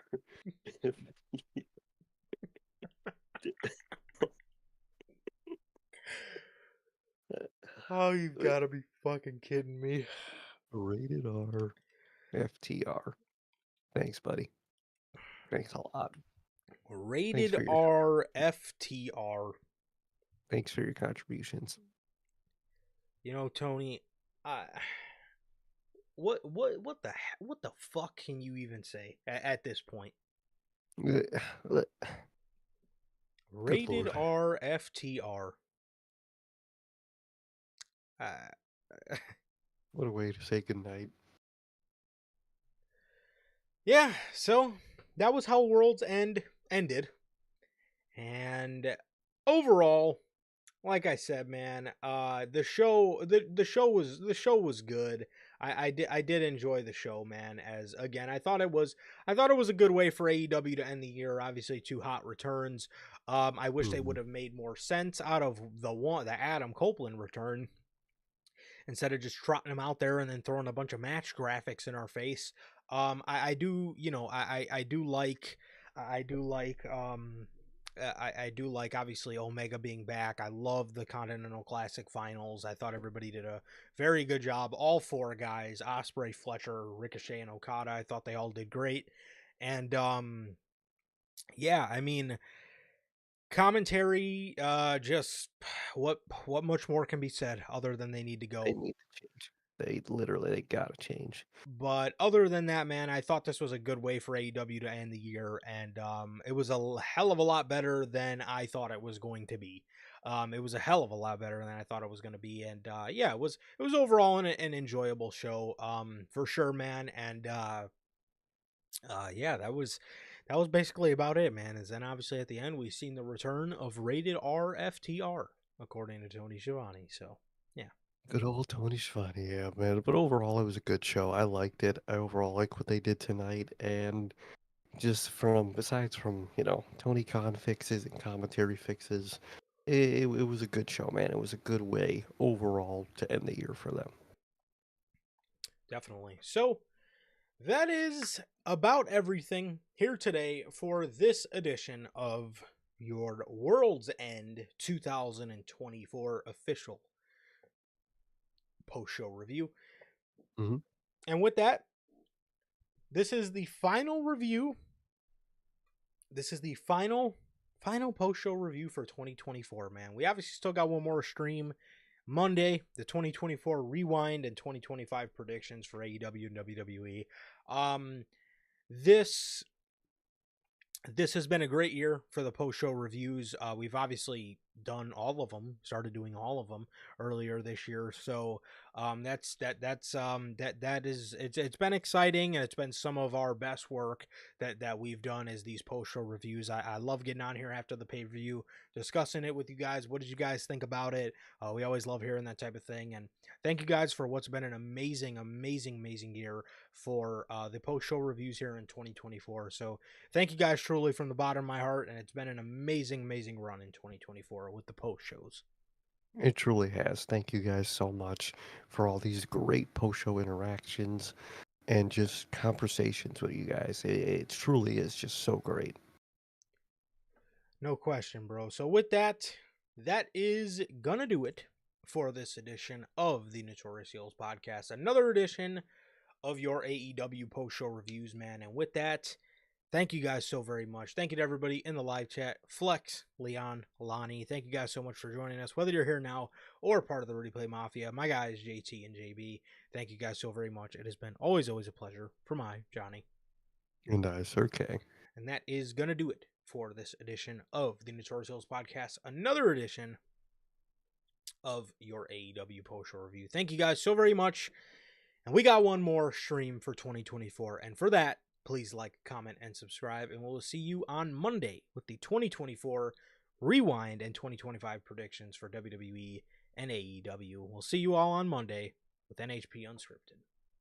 Peace.